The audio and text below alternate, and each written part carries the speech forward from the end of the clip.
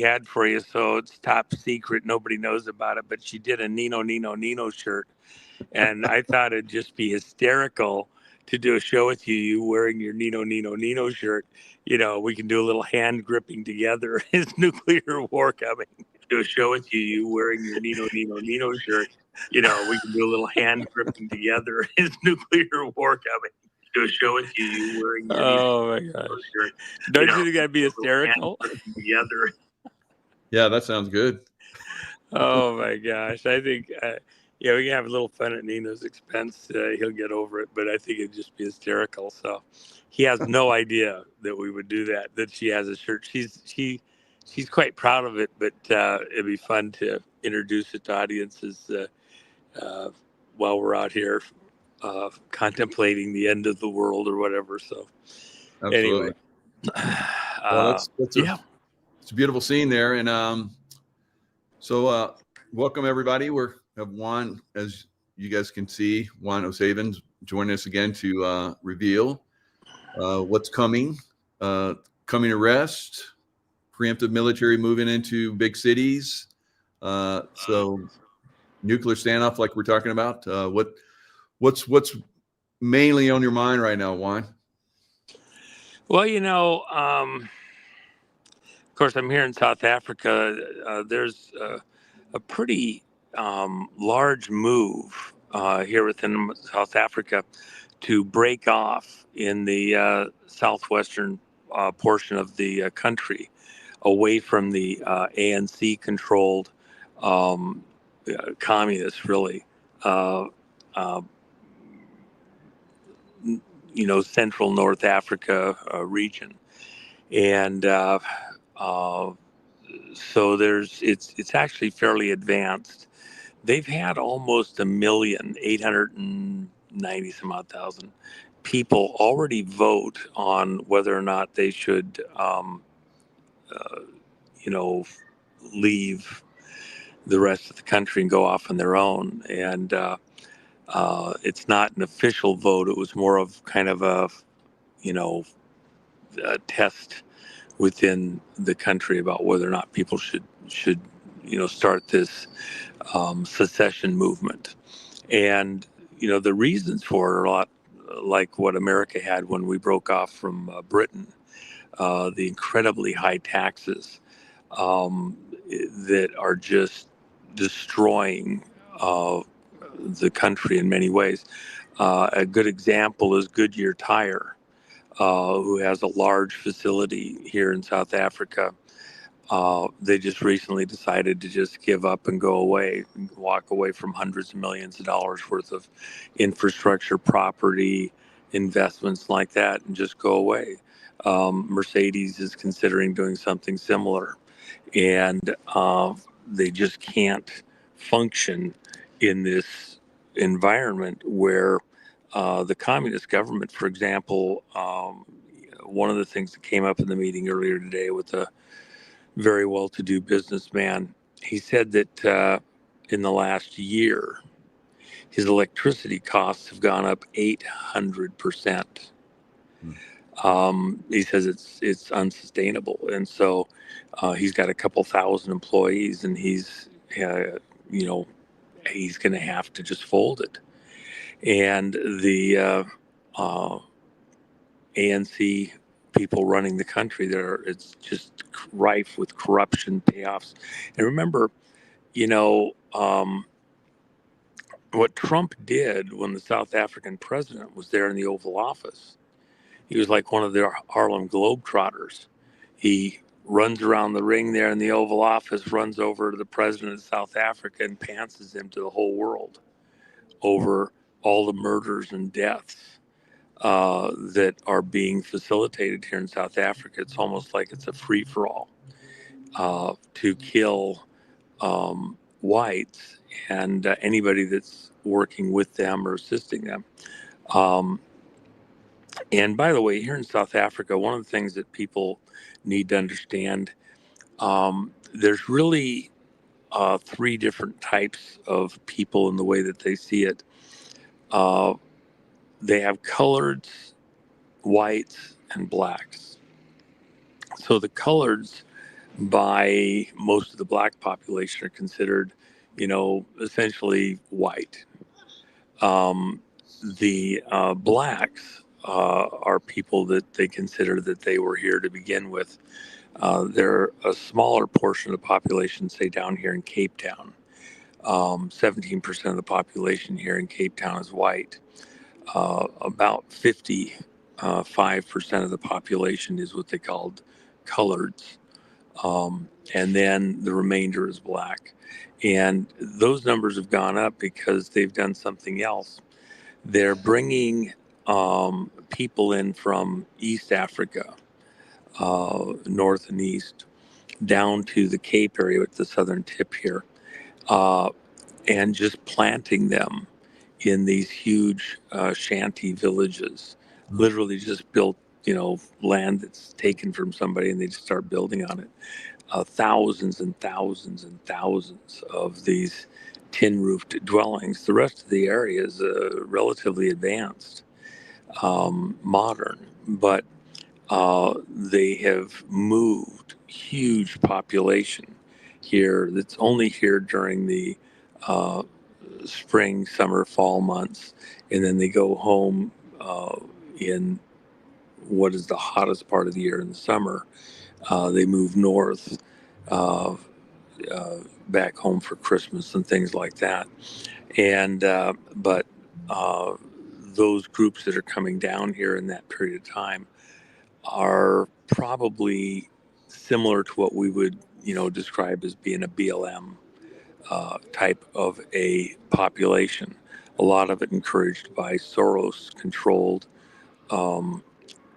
groups and money, and with the sole purpose of being a threat or a disruptive presence in this region. And the people are literally huge swaths of this region have moved to other parts of the world. Just in the last couple of months, of the doctors, scientists, business people, the figure of 21,000 was used just in the last few months of people that have moved to predominantly the United States, but a lot of them to the Caribbean and to Europe to escape what's happening here, what's coming. So, and you have to understand one of the I saw that things Trump is looking at maybe 40,000 South Africans coming to America, giving them, bring them here. So that's great. Well, and let me just say this. So as you move north from the area that I'm in, where they're the Cape of Hope is what they would, tentatively call their country, and Cape Town and like that. What's interesting about those people that Trump's encouraging, those are the large farm owners that run these huge farms that are being attacked and being moved out of the country, leave or die type of thing. And every day here in the central regions of South Africa, less so where I'm at because the locals won't tolerate it. They have a lot of almost like a militia-like presence. But about 100 people a day are being slaughtered, whites and coloreds, and their farms taken over, pushed off their property. So they literally are living in some type of armed camp, trying to hold on to these farms and ranches that have been in their families literally for hundreds of years. When this region was settled by the Dutch, that was about 25, 30 years after America declared its independence. And there was a move earlier that was a pilgrim type movement, established same time as New York was established, same year even, in the 1600s. And they literally had something like what we had with our settlers. They landed here in Cape Town area, And then they began to move out across the country in covered wagons. It was, instead of moving west like we did in America, they moved north and to the east, and they built out, these huge swaths of very arid lands, grasses that were really not heavily populated at the time. And then the Brits came in and kind of doubled down on the whole thing. And what started out as kind of a Christian pilgrimage type movement was hijacked and went a different direction with the British here. And so there's kind of this interesting mixed history that went on here. But in many ways, shoot, you go out, they're wearing cowboy hats. It's a cattle country. It's horses. It's an amazing area, and but with a history that, in a lot of ways, is very Americana type stuff, and then with issues that we have similar to our issues back in the States. So, not exactly, but it's an interesting area. So you're saying East Africans, they're importing them there. Is that Somali, Djibouti? What? I spent time in both those areas. Somali's not good, not a good mix. No, it's more people out of the nation of South Africa, but from regions that are to the north of the Cape area. The Cape area, is fishing. It's a more developed mining area and things like that. So about 15% of the total land mass of South Africa is in this, what they call the Cape region. And it is protected by a fairly defensible mountain chain that there's only certain roads that you can get into this area from. The rest of South Africa to the north. And so the people here and a number of the businessmen have been entertaining this idea of breaking off, in some cases as long as 21 years, and the people represented here today. Most of them have been, the movement's been increasing, and a number of the leaders said, they've been involved, a pretty common number was 5-6 years, that it's just taken on a life of its own, and it's become unbearable with what's going on. You have a lot of Americans will understand this. You have about 7% of the country paying 90+% of the taxes. You have about a little over 0.5% of the total population of South Africa paying the taxes to the 95th percentile. So it's the producers, it's the doctors, the attorneys, the business owners, the inventors, all that sort of thing are just getting,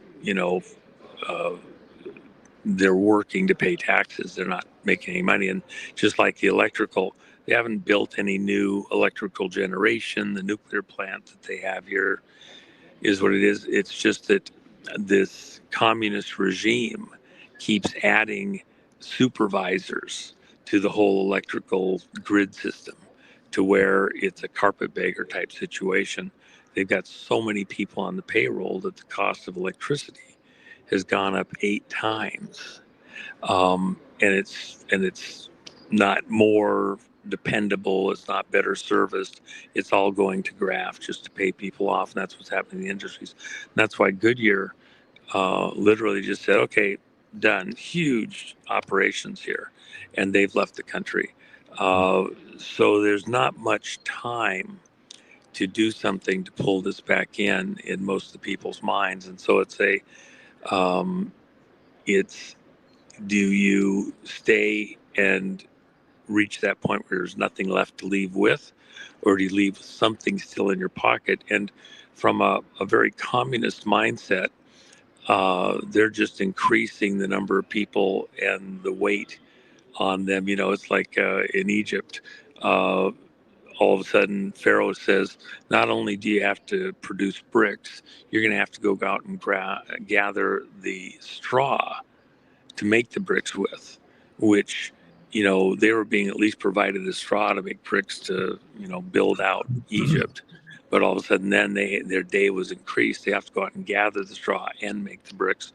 And it became, so they didn't have more time in their hands to make babies or whatever. So that's kind of what's happening here in South Africa. And the people that are carrying the load are looking at a Boston Tea Party type of a situation. When do you finally say enough is enough and stand and fight and stop? And what does fight look like? They don't want to do it with lead. They want to do it with some kind of a pushback on the central government. And one of the billionaires has said publicly that Rob Herzog has said publicly that they're just going to have to, as businessmen in this region, stop sending any money, refuse to send any money to the federal government for taxes, and keep it all here at home. They aren't getting anything back.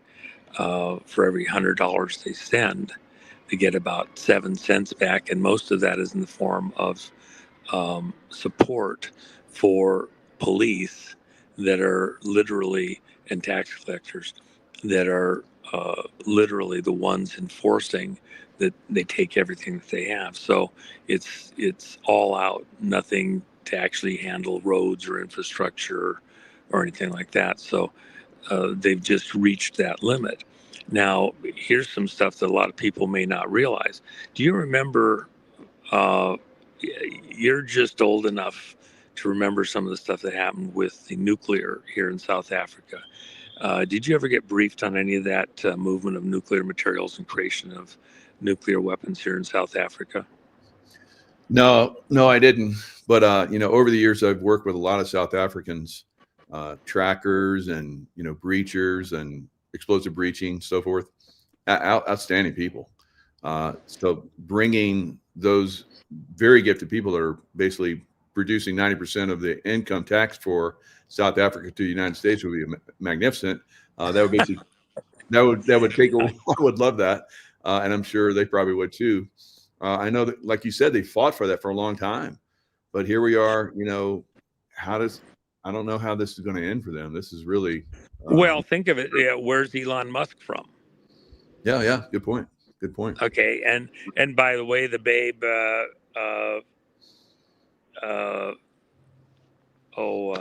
She's a kid. Laura Logan. Laura Logan's from South Africa. No, I didn't know a number of the people out there that there's quite a few. John B. Wells' wife is from South Africa. So, I know a lot of business people out of South Africa from stuff that we've had to do over the years. But here's the deal on the nuclear. Back in the late 60s, early 70s, it was reported that Israel tested their first nuclear device here in South Africa and coordinated some of the nuclear work that they had with scientists here in South Africa. And by the way, the first heart transplant with an artificial heart was done by a South African doctor. Wow. One of the people I was with today, great guy. In fact, we're going out to dinner here in a couple of days with our wives.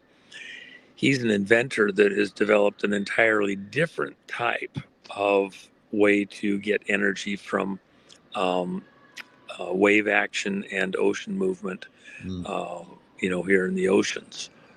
Huge amounts of energy that is really something very interesting, cool. I'm aware of a lot of the wave power generation systems, and he has something that's in a whole different category. And so if you use the motion of the ocean's waters and the currents in the ocean's waters to generate electrical power, it changes the dynamics in a lot of places. And of course, here you've got this huge area, a meeting of the South Atlantic and the Indian Ocean here in this area. Whenever the Suez Canal has a problem up in the Mideast, all of the ships divert in just a few hours. Mhm. And within 2-3 days, you go from 44 ships to 40 ships to, you can have 300-400 ships having to go around the horn here if the Mideast has a problem. And so this is actually a pretty critical area. The best deep water port in the southern hemisphere is right here, just a few miles from me, and where you can put carriers and like that. So it has importance for power projection, say for America. Even Elon has speculated that maybe he'll have to move his rocket launch facilities here to South Africa. It's the best place in the world to do launches to orbit using chemical rocket propulsion systems. If you go to the stuff that I'm working on with others, we don't have the same issues. But for the time being, with stuff like Elon's doing, you can put rockets into equatorial orbits, and you can put them into polar orbits from here. And when you're launching, if you're whichever direction you want to go, it's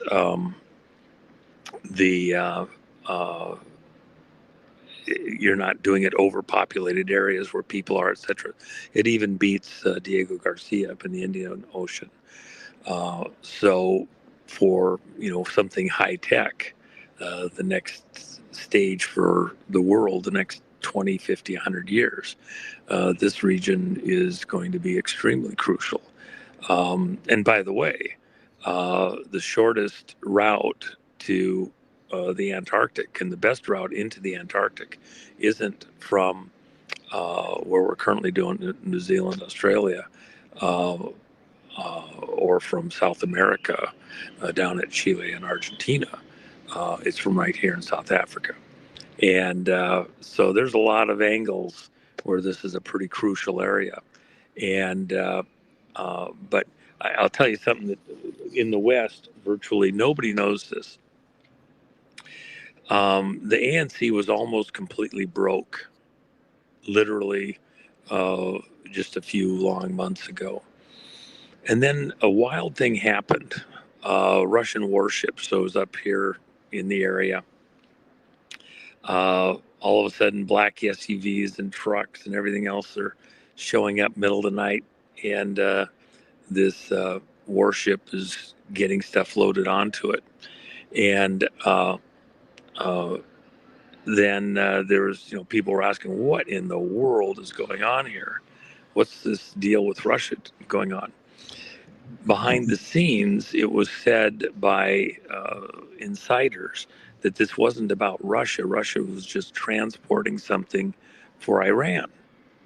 And suddenly the ANC is flush with cash again, and they've got money for all their friends and buddies, and they're really a mobster, Capone type of an operation.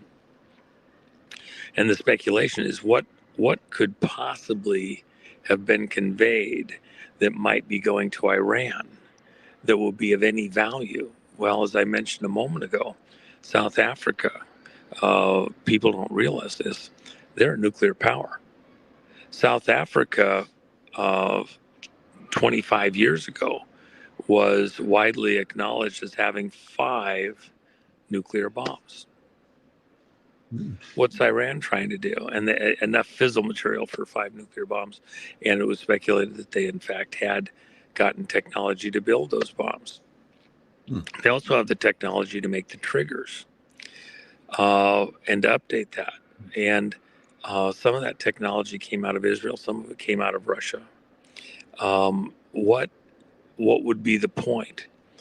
I've told this audience that there was a question when Krylov, the Russian general, was killed in the scooter attack in Moscow. Yep. What was he tracking? He was trying to track down where the materials and devices were coming from, going to, that would refresh about 200 what they call demolition nukes. They're what we would probably refer to for the most part as a suitcase type nuke. They're a little bit larger than that, but an artillery or tactical type weapon. Mm. They're not what we would call city busters that take out miles of an area. They're smaller with the explosion, but can, do massive damage and kill thousands and thousands, on par with a little bit bigger than Nagasaki or Hiroshima. And the contention is, and Kurt Weldon, Congressman Kurt Weldon, who was on track to be head of the Armed Services Committee in Congress, 20-year congressional elected representative, up until they did some fraud to take him out of office because he was going to be head of the Armed Services Committee. Very trusted, respected congressman. He went over to Russia at Putin's invitation, early 2000s, I think it was 2005 or 6. And Putin had him meet with his top nuclear people, the directors of the programs for their military nuclear projects. He actually went out and viewed their nuclear stockpile, where key components of it were stored. And at the time he was there in the early 2000s, their scientists told him that they were missing about 200 of these demolition nukes, these small nukes, out of an inventory of about 360, I think it was. And that it was the understanding, although they didn't have records, it was all destroyed intentionally, that Gorbachev had offered all sorts of assistance to Iran at the close of the Soviet Union during the Reagan years in the late 80s. And that he had offered these things to Iran for different technical, legal, military reasons. And that Iran got 200 of these tactical nuclear devices. They weren't like a warhead you'd put on a missile and send somewhere. They were stuff you'd put in a shipping container or truck or something like that. And but most of those were close to dating out, timing out, and would have to have technical work done to refresh them. Those have never been accounted for anywhere in the world.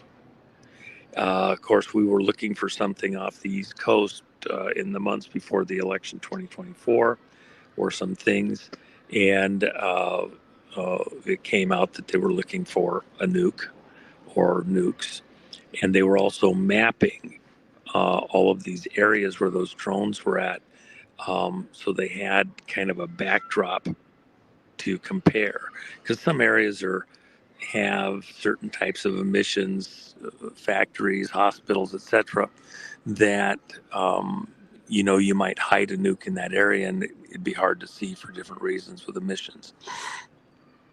But the speculation has been here in South Africa and other places that some of that material that may even have been engineered to help with refreshing some of these nukes is what was picked up here in South Africa, and didn't go right back to Russia, and may have gone into Iranian hands. So in this, weird moment that we're in, South Africa, that most Americans would be, yeah, whatever. I don't have time for that. It doesn't matter to me. It's other side of the world. In fact, I'm almost exactly on the opposite side of the world from Anchorage, where Trump is. You can stick, right through the earth. I'm about exactly as far away from Trump right now as you can get, physically on the planet. So it's kind of fun. It's that important, though, to America, because at so many different levels, we actually are very similar people with actually a similar history going back to the Pilgrims and Puritans and like that, and then the way that we settled our regions. It's this is a very important part of the world. Yeah, I mean, even the history. If you look at Michael Tellinger's work, there's ancient stone circles, Tesla technology, ancient gold mines. So there's a long history there in South Africa of ancient cultures and so forth. But yeah, I think that we have to wrap up all the nukes, and I think that's what President Trump is really trying to do. He wants to make sure all the world is safe, and there in South Africa, and I know you work in the Congo too. If we bring them a way and ways and means to produce and have good trade and so forth, it usually cancels out all this nonsense of war and so forth. Well, and the problem is with what the ANC is doing, there isn't even a starter where trade could happen. That's why Trump, they came over on a trade mission and were there in the Oval Office like they were going to get a sweet deal. They were going to arm twist Trump, and they were going to get all sorts of sweet deal in exchange for, access to these things. Trump didn't even start the conversation. He just pantsed them right there to the whole world for who they really were. And they're a murderous communist regime, literally. And China's in their back pocket. Soros associations. And 100 people a day are being murdered across South Africa, predominantly up in the farming regions outside of the area that I'm in. And they're not murdered, just, bang, you're dead. They're murdered in very demonstrative ways to terrorize the rest of the population. So the stories about how they murder are pretty difficult to hear. And it's done to terrorize the people to try to get them all to leave. And then their, farms, ranches, wealth just get absorbed. They don't take anything away with them. And these are people that have been here for, a very long time, settled those regions, built those things. And so that's where the fight is. It would be very akin to people going in and doing something similar across the Midwest, and the rest of the country just watching on while, 100 people a day, 100 people a day, 100 people a day are killed. And by the way, on proportion, South Africa has a population of about 70 million. The region that I'm in, the total population that we're breaking off is about 7 million. And it's about 15% of the total land mass of South Africa, about 10% of the population. And the main area where I'm at here in Cape Town, within, 25, 30 miles is about 5 million, just a little under. So kind of gives you a mental picture. America's up there at 350, arguably at over 10%, probably closer to 12 to 14%, depending on who you're asking, is this illegal population that's come in that are not actually U.S. citizens, and but are living in the country, just for scale or proportion. So very important area, though, an amazing area. Yeah, it's I've looked at that area for a long time. I remember when I was in the SEAL, for early days of SEAL teams, we were talking about Africa quite a bit. It seems to have fallen off, but now it seems to be back on the burner. What is the big push in Africa? Well, overall in Africa, China. Let me compare. I don't think I've heard anybody say this, but I have an article that I haven't published that I wanted to publish a couple of years ago with the next book, and I probably will publish it here shortly.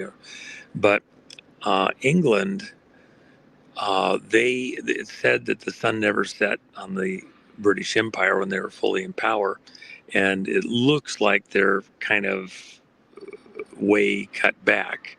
The reality is that their strategy that they had for the last 500 years was to control the choke points of commerce around the world, the seven seas, if you will. And they did so by controlling the key choke points to the various continents. So when you think of Hong Kong, when you think of Gibraltar as a gate to the Mediterranean, each of these areas, all of China, and the trade comes to Hong Kong, to a central point, and then out to the rest of the world. From a seafaring perspective, you control these sea choke points, and then you control whole regions, whole continents, for the purposes of trade and commerce and like that. Mm-hmm. And so their empire was based around by sea, controlling the movement of goods around the world from these key choke points, 7 key locations around the world. Even now, these Commonwealth countries that they've retained control and work through still heavily control and influence trade across the world. China, which is being run almost like a branch office of the Brits behind the scenes, hard to get your mind around, but it's actually there from a military side. China's strategy is to similarly own the next 500 years. And so they have been working for quite some time, arguably the last 50, 60 years, to gain control of industries within the raw materials of wealth that come from various places around the world. And they've identified the raw materials that you need for manufacturing to sustain a population, etc. And they've gone to the various parts of the world and tried to control those locations or regions by doing deals, making loans, building things, and then obligating the populations for whatever they've loaned into.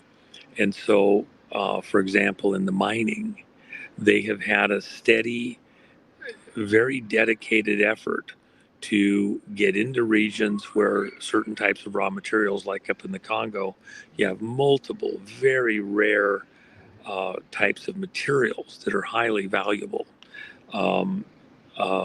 Cobalt being one of them, other rare earths being in there. And they've gone in and tried to control specific mines, specific locations on the map, and then the countries around them or the politics around them.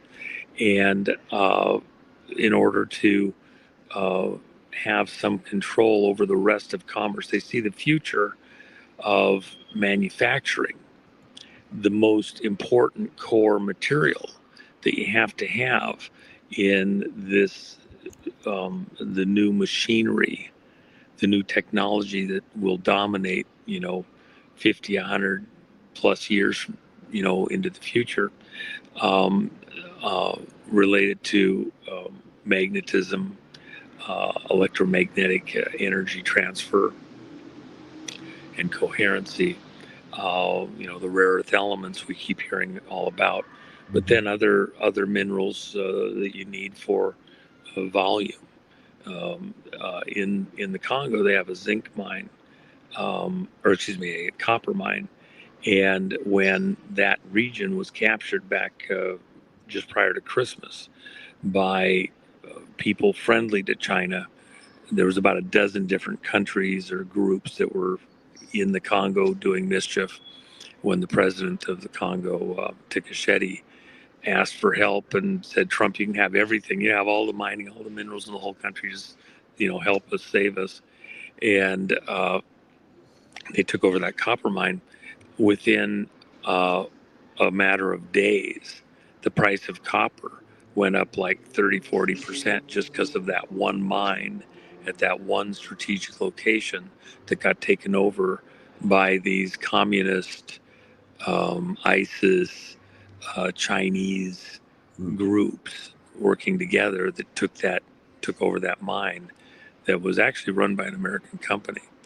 And in the course of what we did, what Trump did in pushing back, they were made an offer that they couldn't refuse, and they vacated that area and pulled back.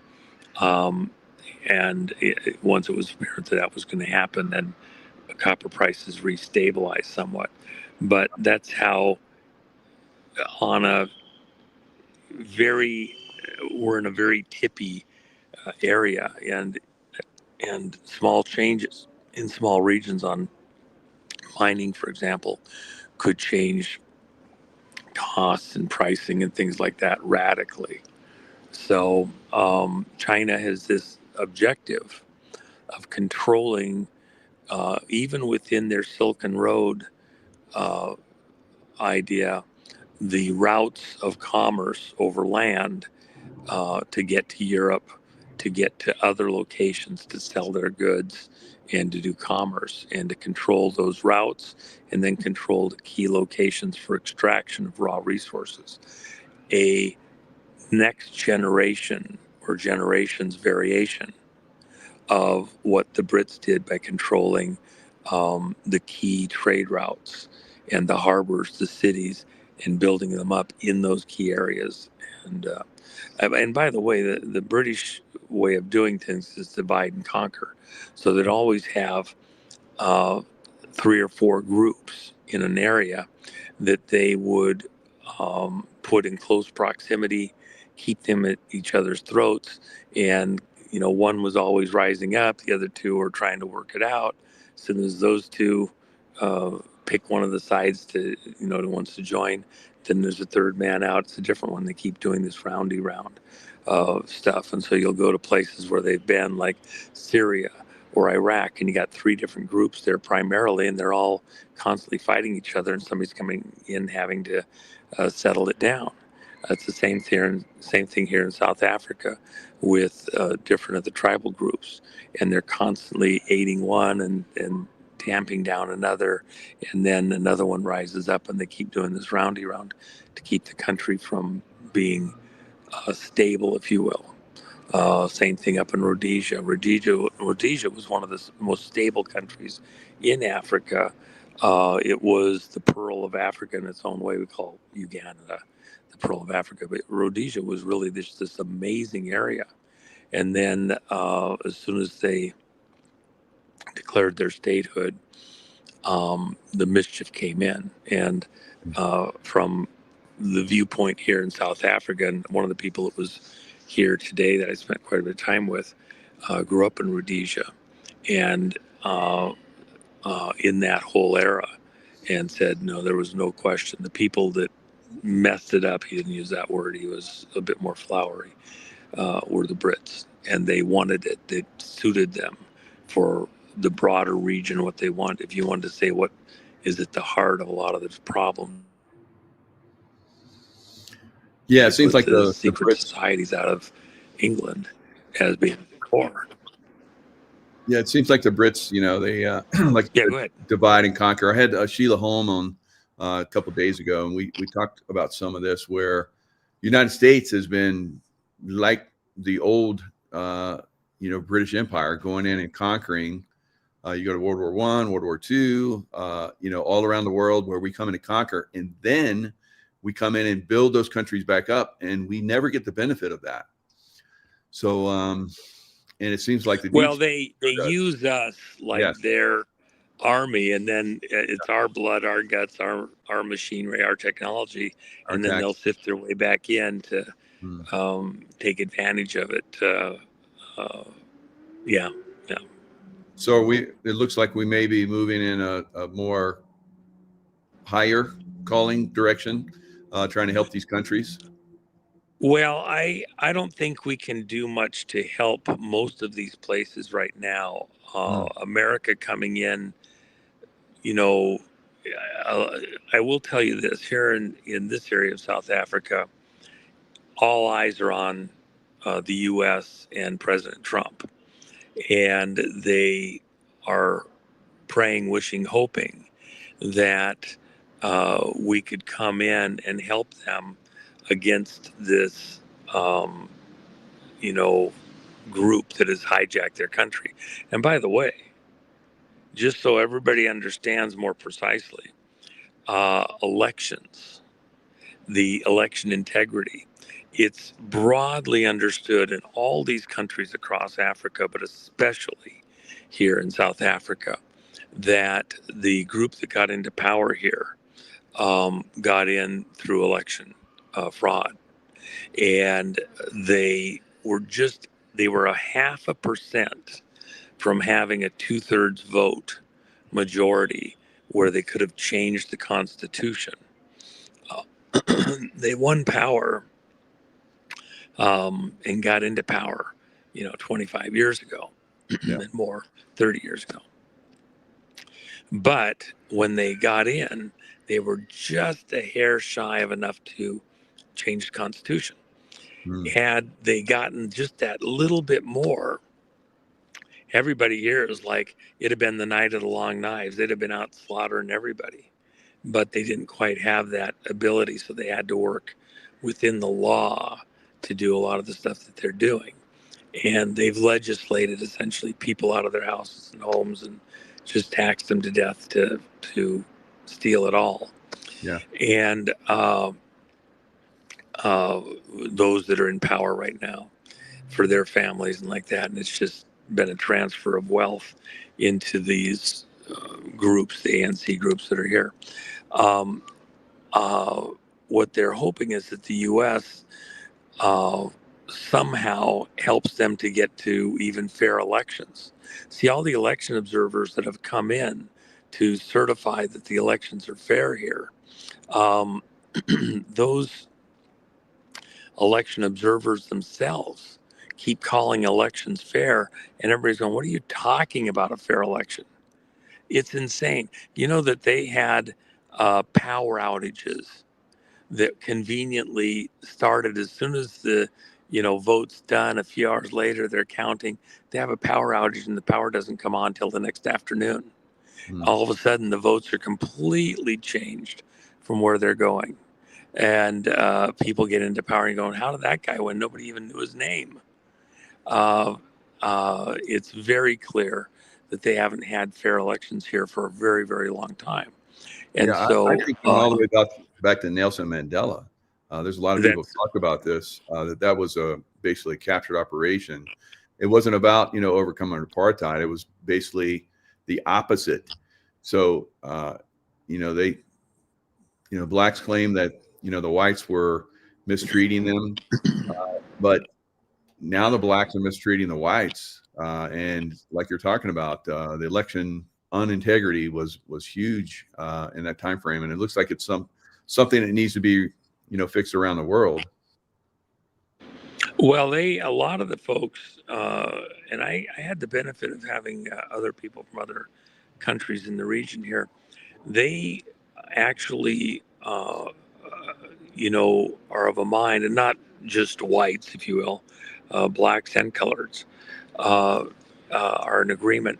Hollywood played a huge part in shaping the perceptions of what was really going on, and they're actually very disturbed by the way Hollywood projects out a lot of the information, because it doesn't actually fit what actually happened. For example, Mandela, he's worshipped practically in democratic circles and many of the countries out there. But the people here, there's no question in their mind, this is, the people that have followed in his footsteps and what he's done have been murderous and bloodthirsty in the way that they have moved forward. And they want to have it, claim it's a tit for tat or something like that. certainly in this region where I'm at, the people here, the ones that want to break away from South Africa amongst the colored community, it's an overwhelming majority. It's in the 90th percentile. Of the blacks, as you would say it here, the number is still over 50% of the population. They don't want anything to do with what's going on further north. It's such a horror and an embarrassment. And so there's quite a bit of unity on how to move forward or what needs to be done. So, yeah. But, to think about how we in America, our perceptions of what's going on politically, with Obama wanting to do the Civil War movie, a modern Civil War in America, he and Michael. There's propaganda from Hollywood that's affected the way things are going on here in Africa that do not portray the truth of what's really going on, manipulating world opinion against the people here in South Africa, in this Cape region. So I saw that one of the generals, McInerney, I believe it was. I saw an interview with him, and he was talking about how they'll probably do some nice, flyovers with F-35s and all kind of stuff. And I just saw that, they do have B-2s and F-35s are flying overhead, with the Trump-Putin meeting right now. So I know you have talked about this, and it's almost came to pass a few times about this nuclear standoff. Where do you see that going? Well, the reason that I've mentioned it is because in America, the shadow government that is the elephant in the room that Cheney talked about. The shadow government really is senior executive service. And senior executive service claims that their mandate, of course, you can go on the Wikipedia, read about senior executive service. Their mission statement is that they provide continuity in government between elected administrations. The continuity that, say, a politician is a 2-year representative or a 4 or 6 year term of office. A lot of these things play out over decades. And so they claim the right to have some control and decisions. They're the ultimate deep state. Politicians come and go, but they keep things on an even keel and make the long-term decisions, enforce longer-term objectives, etc. So they claim the authority to decide when and how to use nuclear weapons if there's problems in elected government and doing that effectively, precisely. Now I'm talking behind the scenes, not what's said within the public side. When Trump left office after his first term, those authorities were not turned over to Biden. And that's something that people will be arguing and debating over decades to come. I'm just telling you, it didn't happen. And when Trump left the White House on January 20th, 2021, he was still president. When he got on the helicopter, he was still president. When he got on Air Force One, he was still president and commander-in-chief when he landed in Florida and went all the way to Mar-a-Lago. And so the briefcase traveled with him and has to be within 2 doors of the president at all times. And when Biden on another unit was read in, he did not have the codes. The biscuit wasn't passed to him. He was recognized as the elected president of the United States, with some questions over the legitimacy of that election.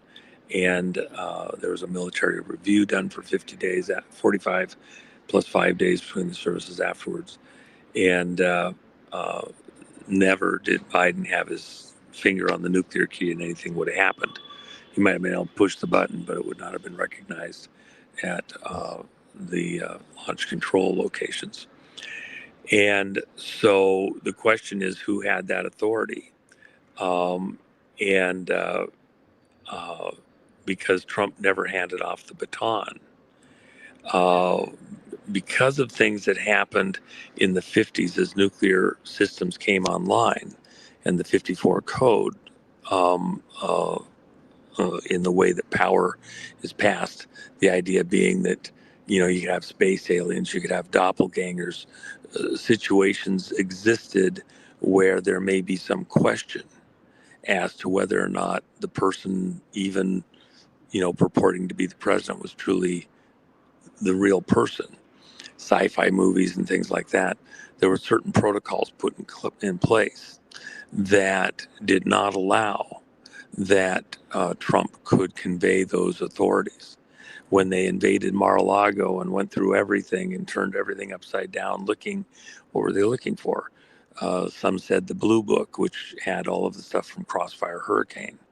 Others, some pages on nuclear secrets that were, related to other countries that Trump shouldn't have.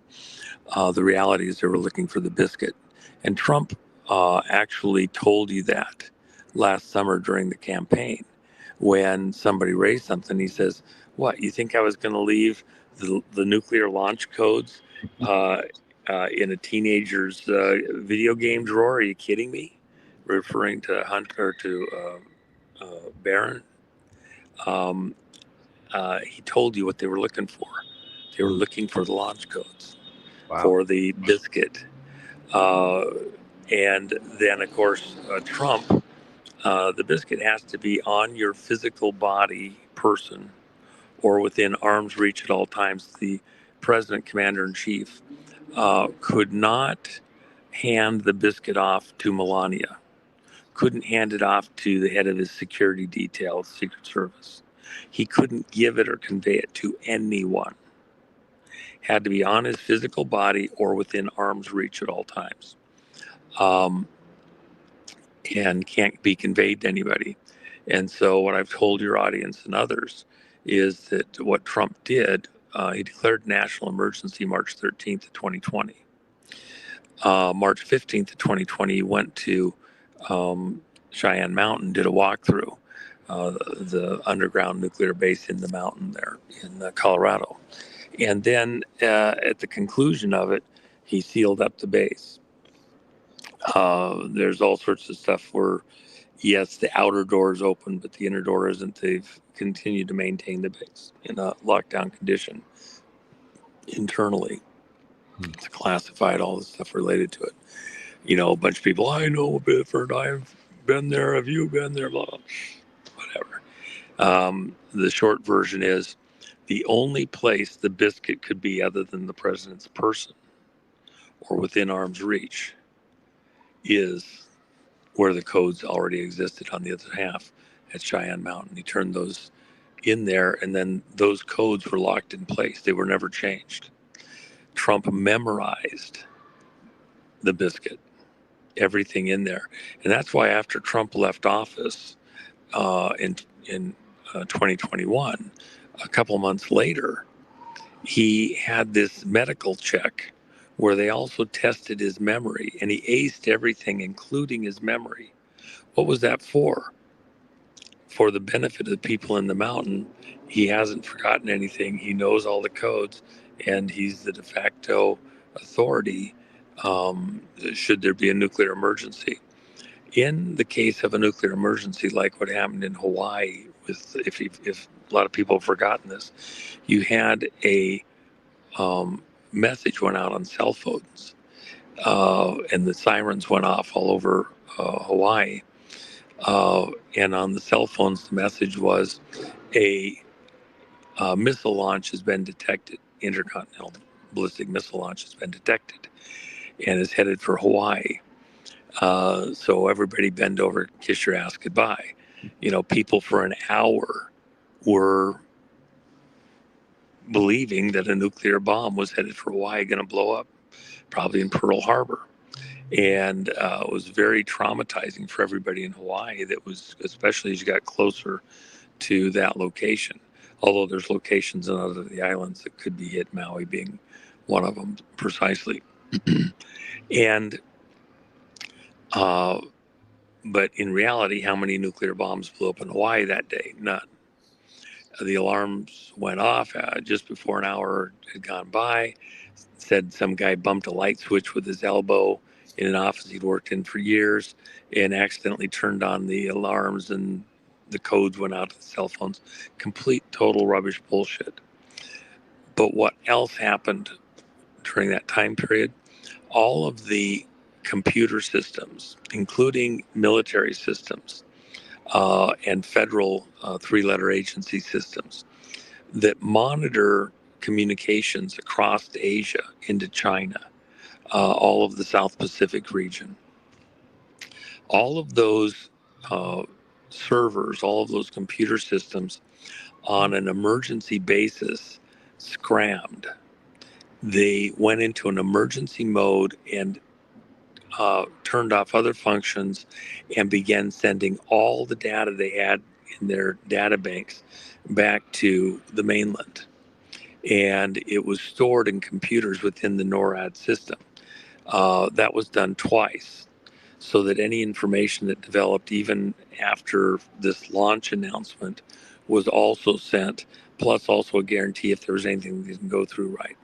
And one of the key features there is that the assumption when everything was downloaded, because it's believed, that Hawaii could be destroyed, key systems could be destroyed in a nuclear attack.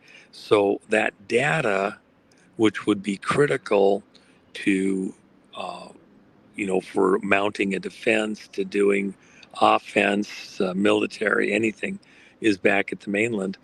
But it's assumed that maybe like SAP programs, special access projects, where only a handful of people or even just one person may have the access to information storage, activities, etc. That information, the person who generated could be dead, yet it could have critical national security information that we need as a country to have. So in this download, the access codes go with the information when it scrams. So imagine that projects that are completely isolated, top secret, nobody's supposed to know about it, those programs, the access codes to access that information are sent with it. Now, if you have something that happened in the mainland across the rest of America with a nuclear attack, the systems all through the federal system, including military and defense, and the spy systems, intelligence, etc., they would also scram to protect that information, and it would go into the NORAD security system and data system with the access codes. Look at what's going on right now with all these special projects that are being revealed that the intelligence people, Brennan and others, were all involved in. Comey running secret operations at FBI. Do they have data? Do they have programs? Do they have information that is secreted? And if you get into a nuclear emergency, you might not have missiles go off in America, but the context is that it could be happening, and those systems would download. When Trump sealed everything up on March 15th, 2020, that's never been unlocked since. So the codes are all still in place, and it could scram and we'd have access to everything, and that's part of the question. Wow. Give me just a moment. I have an emergency call coming in. Just give me about 2 minutes here. I'll call you, or I'll come right back on. Stay on here, and I'll be right back. Okay. So this kind of leads into, these guys probably knew long term, how this was going to work out, war gamed it and so forth. So they're holding the codes. They knew that they couldn't give it to the bad guys, Biden administration, whatever, because that's basically deep state. So we've talked about how military, and Juan has talked about how military, it's going to be up to the military. And we're starting to see that happening now in DC. We've seen it in LA. We see it along the border. So the military is involved. They're slowly starting to move in and start to occupy these cities. So there'll probably be other ones that they're going to go into. In New Mexico, they're having problems there, and the governor there is talking about drug problem situation she's got going on there. So is she in cahoots, or is she just, wanting more money to flow her way? It sounds like we're probably going to get some of these Democrat governors and mayors to basically play on our side. So it's very, very interesting how it's all starting to make sense. Long-term gaming for all of this, looking for the nuclear, devices that are all over the place, like in South Africa, like he's talking about. He's there. Every time Juan goes to a certain area, he's not the only one there. There's lots of coordination that's going on when he shows up in some of these areas.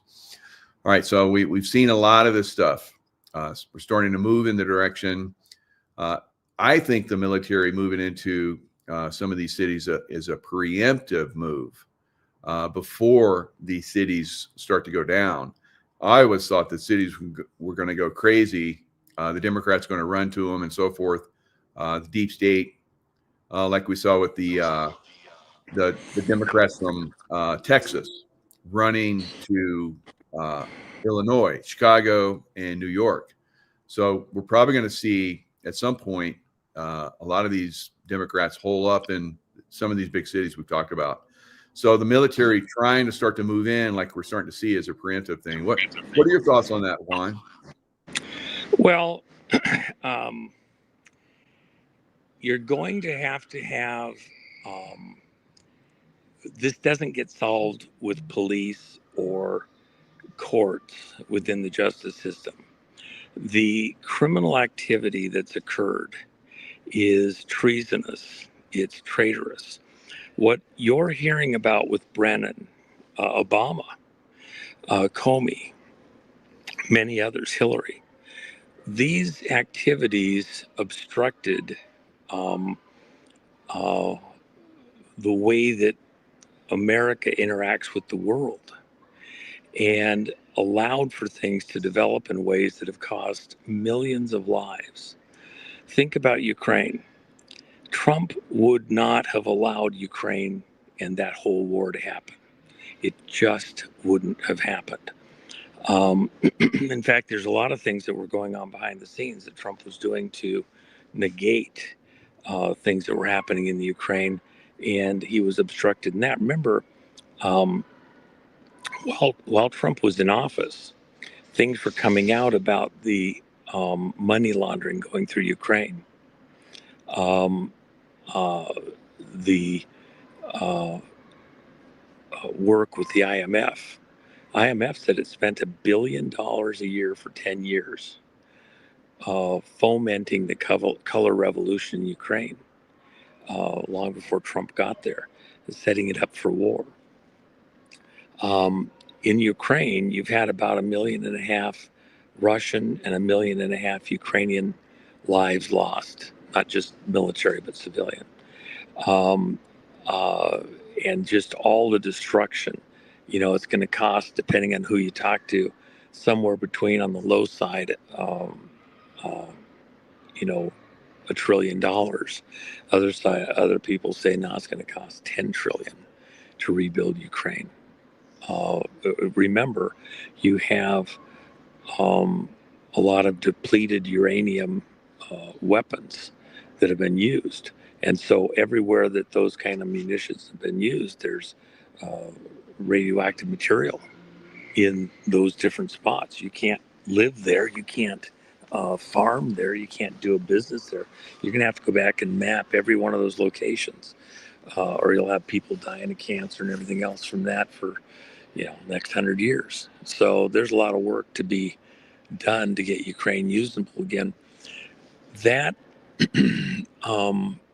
that activity that thwarted Trump from governing as the elected leader of the United States was treasonous. That's not something you go to a jury, a civilian jury, and have them hear all the details. You go to a tribunal because this was an action against the commander-in-chief. And so those people ultimately, when they're finally arrested, there may be a little dance with Justice Department to begin with, but they will be tried in a military court for treason and get the sentence based on treason. Yeah, it seems to be coming to a head pretty quick. I think in the fall, we'll start to see some activity. What do you think? Well, you've got Hillary testifying last in a group that starts mid-September, where they're being interviewed or grilled, whatever, Congress. And Hillary gets her deposition interview on the 16th of October. And she's the last of the group related to the Russia stuff. Because that really did start with Hillary and her campaign back in 2015 to come up with a plan to thwart Trump on his way, to the election. And so Hillary will be the last one to hit everybody else moving to the center of the whole thing, which is Hillary. And then sometime shortly thereafter, as the public has had a chance to hear the testimony of the various people, hear people being grilled, evidence being presented in the open, and them being asked about it, then they can move towards arrest. And if you think about it, we know the government entities involved know what Hillary's actually guilty of and was involved in. And all these other players, Brennan, Comey, other names that you may not recognize as much up on the top of the list, but are very there. And so it'll be tuning the public up and preparing the public for what has to happen next. The saying that I've used many times with your audience here, those whom the gods would destroy, they must first villainize. You have to bring the public along.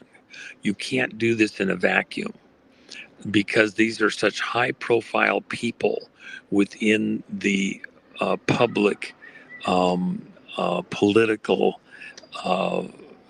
areas. It can't be looked at as merely a political prosecution for Trump's gain, okay? Their opponent. This isn't a boxing match. This was life and death for the nation. And they tried to do a coup to steal control of America and hold it on falsehoods. And it wasn't just a coup with a few dollars or, who gets to be class president or something like that. This was a coup using military-grade assets. People in the spy intelligence realm were weaponized to take out a political opponent. And then even tools of the military were used to maintain certain illusions and control, going back, for example, to the death of Loretta Fuddy in this staged plane crash in Hawaii, where over at Molokai, where the woman who released the birth certificate dies in the plane crash, the sole person that was killed in this plane crash, allegedly. She didn't die in the crash. She died supposedly drowned afterwards.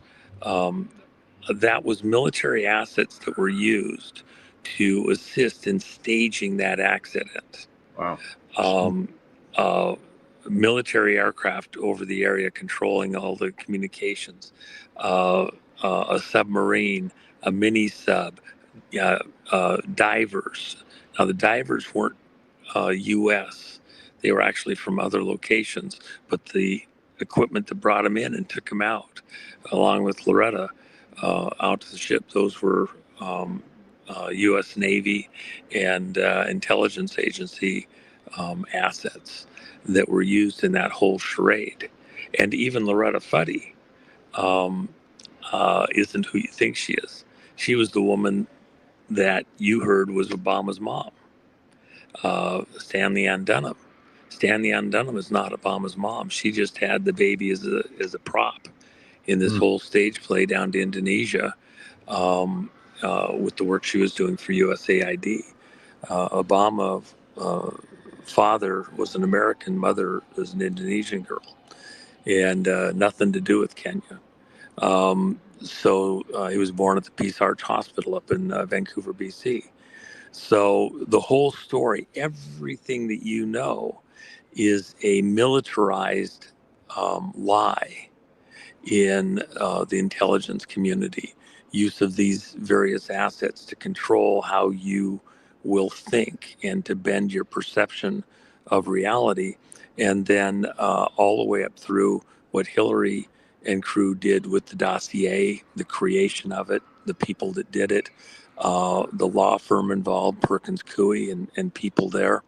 And then they continued their mischief even after Trump won the presidency to stop Trump from being able to govern by using those lies to interfere with the proper operation of Trump in the presidency as the commander in chief. And then to do the work to steal the 2020 election in collusion with foreign operators, including China. For example, Brennan, the building that was used that was housing the servers in Serbia, where the actual number crunching was done by these Venezuelan operators with Cuban supervision, Chinese assistance, supervision. That building is half owned by Brennan. Okay, the head of the CIA legally owns the part of the property that this whole operation was based on, and that's not treason to have participated owning the building and the servers that were used to steal the election 2020.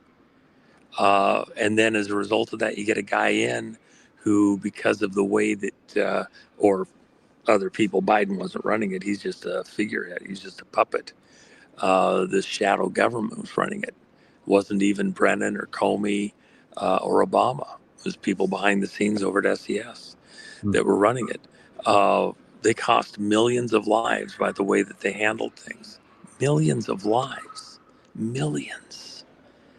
That's not a hangable offense. Which part of that, any one of the things I just described to you are hangable offenses. All the players involved, hanging's too good for them, literally, for what they have cost on the planet to humanity with their actions. And all of that, everything there is going to be on the table over the next many years. Because even once the arrests happen on the Russia stuff, we're going to mature from that to the 2020 election stuff, 2022, 2024, and the interference there. And more people are going to go away. And they're not going into the justice system. They're going into military tribunals and trials. Mm-hmm. Yeah. How much of this rogue or deep state military has been taken out? I know President Trump took out a lot of them when he was in office last time, the leadership. How's it looking these days? Well, remember, and these intervening years since President Trump left, his first term in office, a lot of people would like to think that we could have just taken the information we had and prosecuted and thrown people in jail and stuff. But a lot of what has happened had to mature. You had to have time for it to play out, see all the players involved. And in order to and it's playing chicken at 100 miles an hour. Um, uh, 59 Chev versus 59 Ford, right? Uh, Whoever, when you hit, nobody survives type of thing. Um, we're in a very precarious situation, but you had to let these people play through and show who they really are. And now what we're doing is we're kind of swerving out of the way, hoping those guys roll over and we stay intact as we get to this moment. Trump hasn't gotten, he's got over 150 appointees that Congress still has to vote on, the Senate still has to vote on in order for them to take their positions in government. That's the most in 125 years that has ever happened in any administration over all that time, and Congress isn't voting on them. They're slow walking them. So Trump's not fully in control at all yet. And then the people in those agencies that the new appointees would hire, they're not on the payroll yet either. So you have all sorts of agencies of government who are literally in limp mode. They're functional, but they're not really operating very well. Justice Department, where you expect a bunch of stuff done by Pam Bondi, it's like under 50% manned right now. And same thing at FBI.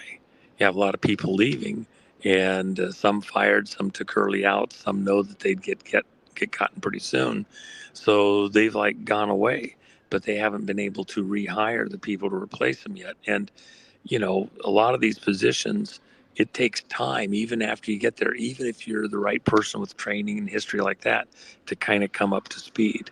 So we're still in a very early stage of Trump. We're still clearing the decks of all the debris of, people that are not favorable to Trump.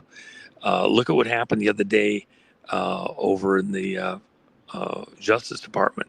Pam Bondi fired one of the Justice Department employees because he threw a sandwich at one of the Trump people because they didn't want the Trump people around doing ICE people getting rid of foreigners that were not supposed to be here.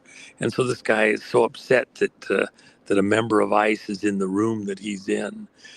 He throws a Subway sandwich at him, okay? Immature. Bondi had to fire him. Well, you still got a lot of employees like that in these various agencies that hate Trump, hate everything to do with Trump. That's a real good Trump. That's a good point, because we want them to come in and make all these changes right away, but they're in a sea of swamp of all these people that have been put in position, like the executive service group and all that kind Senior of stuff. executive service, yeah. Executive service, yeah. So remember, Trump cut off the money supply to a lot of these different agencies that were really working at cross purposes for the country. The best example, but it was numerous agencies, is USAID. But remember, he also cut off the money and shut down National Public Broadcasting. Yep. The whole enterprise was anti-American and absolutely anti-Trump, and yet it's a pseudo public agency. All that money, he's still working to get rid of these enemies that are operating within. In the State Department, oh my gosh, Rubio's doing all this work, but one of the stories that I heard yesterday related to stuff going on here in South Africa, even after Trump pantsed the president here on his bullshit, did it in the Oval Office there. Think of the guts, by the way. President Trump, there's all the pomp and circumstance. the president of South Africa and all his entourage come to Washington, D.C. The plane ride up, we're going to get Trump to do this, and we're going to ask for that, and they're going to have to give us this and that because, we've got all this stuff going on here. We got the rare earth minerals, and we got the ports, and, we're this key place that if anything happens in the Mideast, all the boats have to come around here and refuel and all that. We're in great shape. We're just going to show that Trump, he's going to kiss our ass. And they get in there and they're all ready to talk about tariffs and trade agreements and everything else. And Trump, literally, like one of the Harlem Globetrotters, okay? I don't even know which one. All of them are capable of it. He does this dance move and pantses the president of South Africa right there in front of the whole world. He wants everybody in the room to see it. You tolerate, you encourage the massacring of hundreds of people a day, and you want us to trade with you? We're supposed to just drop any, we're not supposed to look at these horrors happening in plain sight. You've been in office all this time, and you encourage people to massacre other humans all across your country, 100 a day. They don't just shoot them in the head. They don't just shoot them in the heart. They do things to them that are not even talkable. Okay. One of the stories of one of the people of a relative of his that had a large ranch up in one of the areas, and what they did to this relative is so gruesome. I don't even want to tell you. But once you understand that, Trump has a value system. It starts with stop the killing.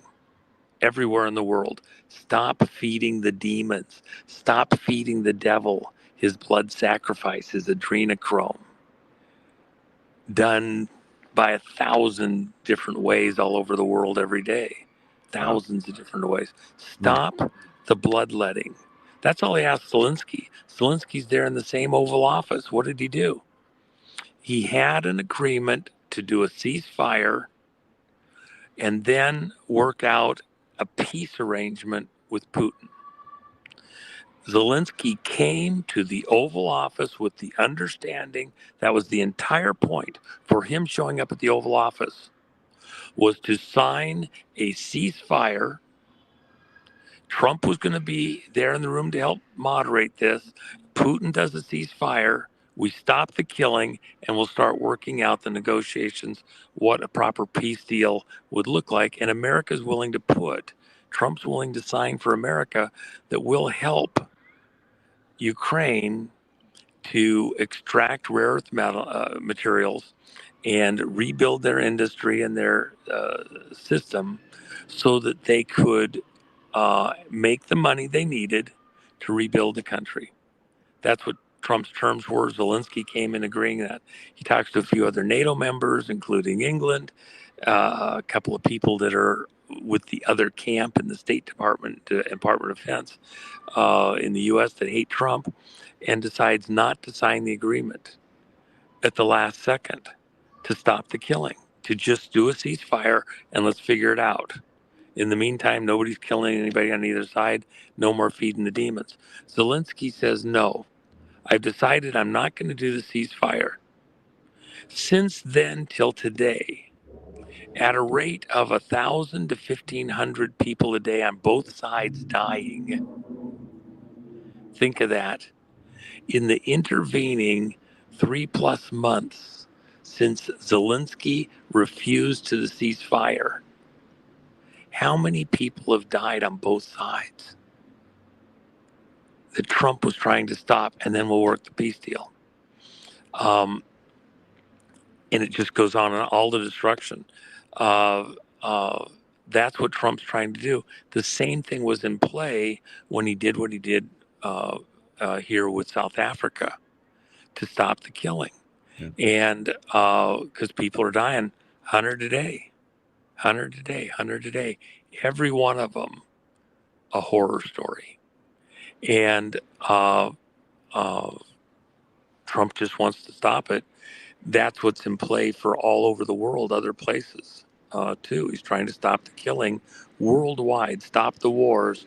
Let's try to. Even Putin acknowledged that Trump, his heart was in the right place to try and stop the killing, and that's where Trump's at. That's his marker. We can do all the other deals. We can talk everything else. First, stop the killing. I don't want to negotiate while people are being slaughtered. I totally agree. Now we can look at California and see a lot of similarities between South Africa and California. A lot of people would say, well, they're not killing, but then we look at the directed injury weapon attacks that have been happening in communities throughout California, and then of course the flood of illegal aliens, and a lot of these people are criminals that are killing people in California as well. So I would argue that some of these states and some of these communities are definitely doing this exact thing that South Africa is doing.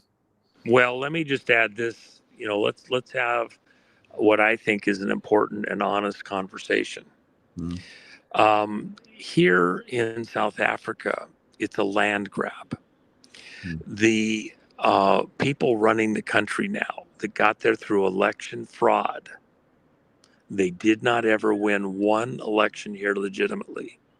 The same people that stole the election in America 2020 and tried to do it for 2024, the exact same people, when you hear how they've engineered the vote here in South Africa, it's one of the 71 countries outside of the United States where the vote was stolen by the same players, China fully involved. So they do not have a representative government. They're in power through election fraud here. And by the way, Mark Cook, who's a member of my team, he was raised several times in the conversations over the last couple of days because he's a well-known entity here and in what they're going to have to do when they do the exit from the rest of South Africa, if they pull it off, how they'll run their elections moving forward with the hand count paper ballot. But think about it, through election fraud, and then the people getting into power are trying to steal the lands from the legitimate owners, and they have a thuggish force that's going out and doing murders every day to terrorize the white and the mixed or coloreds, as they call them here, people, to push them off the land so only the blacks can have these lands across Africa. Even if you're mixed, in other words, interracial marriages and things like that over the generations, oh, well, then you don't qualify even for this group that's running the country.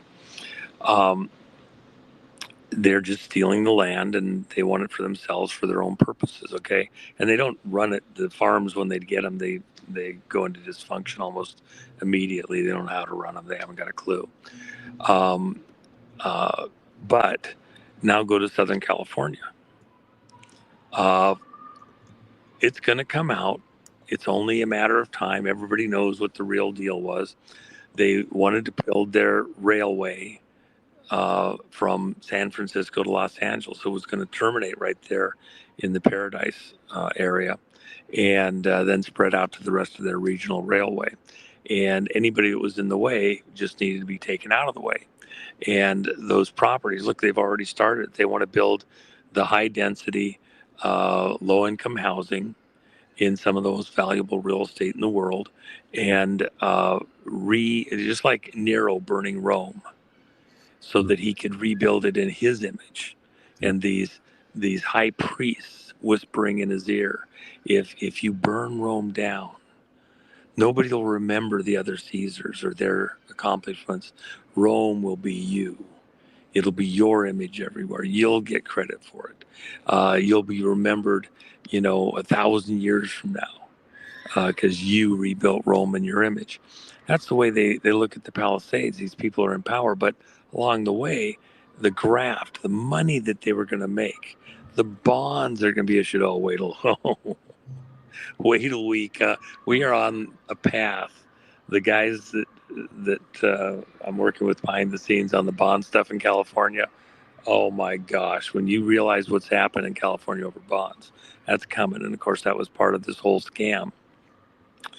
But all of those people that died in Southern California and had their property taken, they were just a speed bump to accomplish what these people wanted to do and the money grab. You know, how many billions have gone into that railway thing and they haven't put a rail down yet? It's just a scam to steal money from the people. Go look at Maui, same thing. How many people, how many children died in Maui so that somebody could build their 15-minute city demonstrator to show the world how beautiful and how well run and how intelligent our new city run on, batteries charged by space aliens or whatever. We can run the city. We're going to reinvent Lahaina, and it'll be so beautiful, and everybody will come here to see the rebirth of Lahaina in our new image. They burned down Lahaina like Nero burned down Rome, and it's clear that in these cases, military grade weapons, directed energy weapons, were used. How are you going to have the FBI or any agency at Homeland Security investigate Maui, Paradise, the Palisades, or any of 100+ more fires that happen around the country that you haven't heard the name of, the word of, but where the same directed energy weapons were used for fires where they wanted to do mining of certain materials, surface mining, etc., where certain companies that were friends of the administration, Biden, the Obamas, etc., back to the Clintons even, they're doing a little favor for a friend to help them have the wealth, the resources, the power moving forward. I mean, even you go back to the bird refuge in Oregon, Uranium One was right in the middle of all of that mischief. Same thing with the Chinese and the areas down there with the Bundy family in Nevada. There were 150 ranchers running cattle in those areas, several 100,000 acres, and it was down to one left, the Bundys. And they wanted to push them off so the land could be put over to BLM, Bureau of Land Management, and then leased to foreign operators, China primarily. Okay, and by the way, what are they trying to do up here in South Africa? It's China that wants to come in and run these farms they're running people off of because they can't run them locally. And so, in a very similar manner, they are taking lives as part of a land grab here in Africa. They are taking lives as part of a land grab in Southern California and in Lahaina and in other locations around the country. It's actually exactly the same. You just nailed it. Do you see that? Do you see? Am I off base, or do you see it the same way? That's incredible the way you put that together. Absolutely a land grab. And with murder in the most heinous ways. Yeah.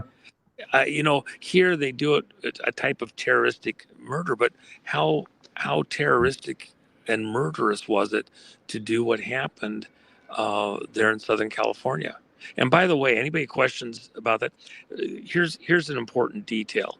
We have the satellite surveillance systems that were monitoring beautiful, intelligent people that monitor these things, know what they're looking at, or at least had a clue.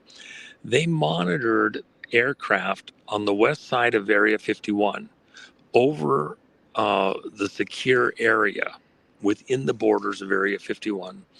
Aircraft that were spraying material that then you could also see in the satellite imagery that these people were collecting in the days before the fire in Southern California with the Paradise, that they were spraying material, this long streams, 30, 40, 50 miles long. Mm-hmm. Aircraft would spray it. It's in an aerosolized kind of a form. Then they go back up and they come back and spray it again. And then certain types of SDI, Strategic Defense Initiative, developed weather control and weapons systems. Very high-tech stuff from inside the test range area and the secure area of Area 51 were turned on and created this weather wind pattern that pushed that material from west or east to west. Now, normally wind flow in that part of the world goes from west to east. So it comes off the Pacific Ocean, comes inland, goes over the mountains and off into the desert and across the country. In the fall, September, October, you'll get a situation where we get a reverse of that. And you'll have an airflow that goes from east to west. From east to west off the coast. But it's only during a certain season. Mm-hmm. And this was in January when this happened.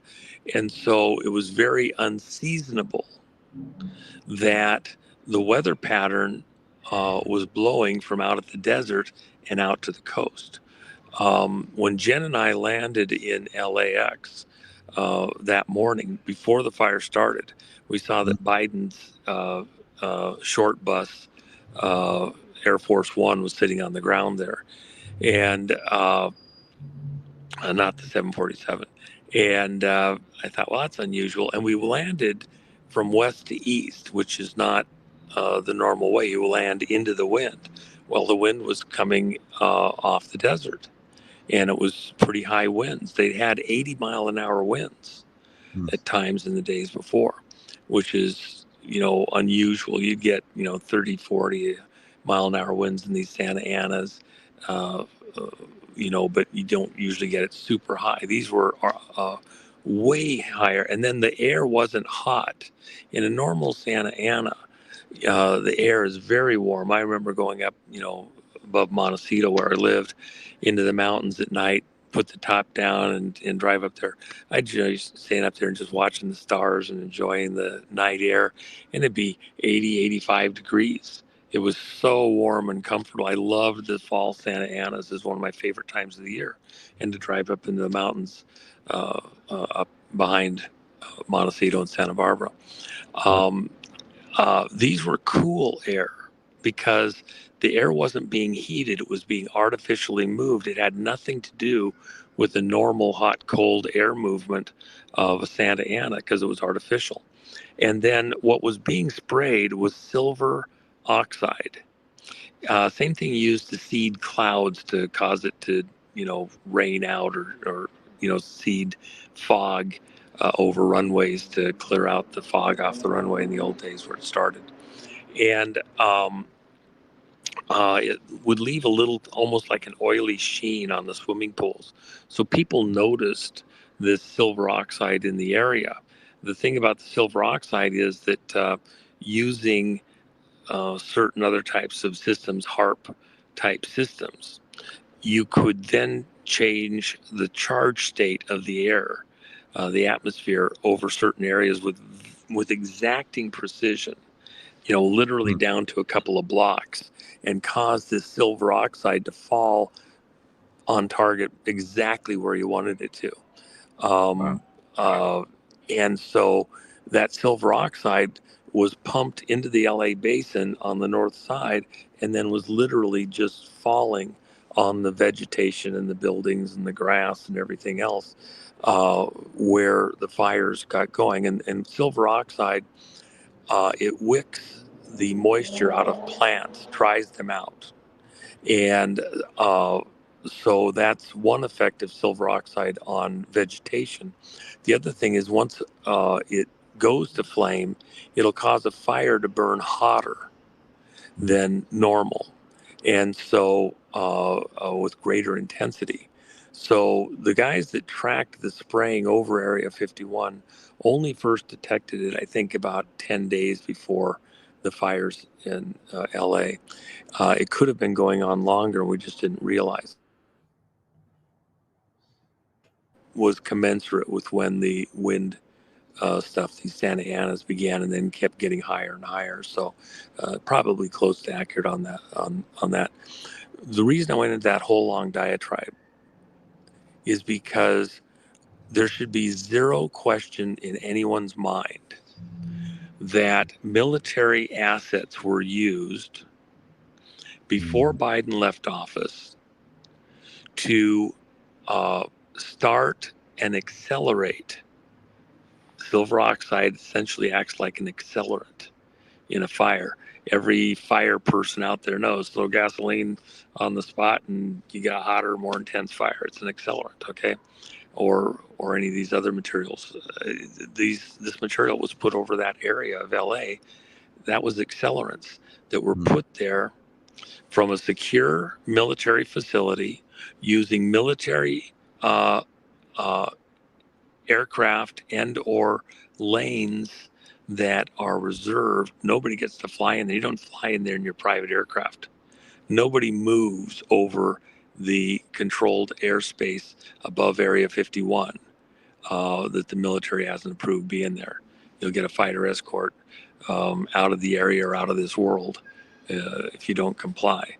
And so that was totally authorized. Somebody had to have the authority within the military at the highest levels to do that.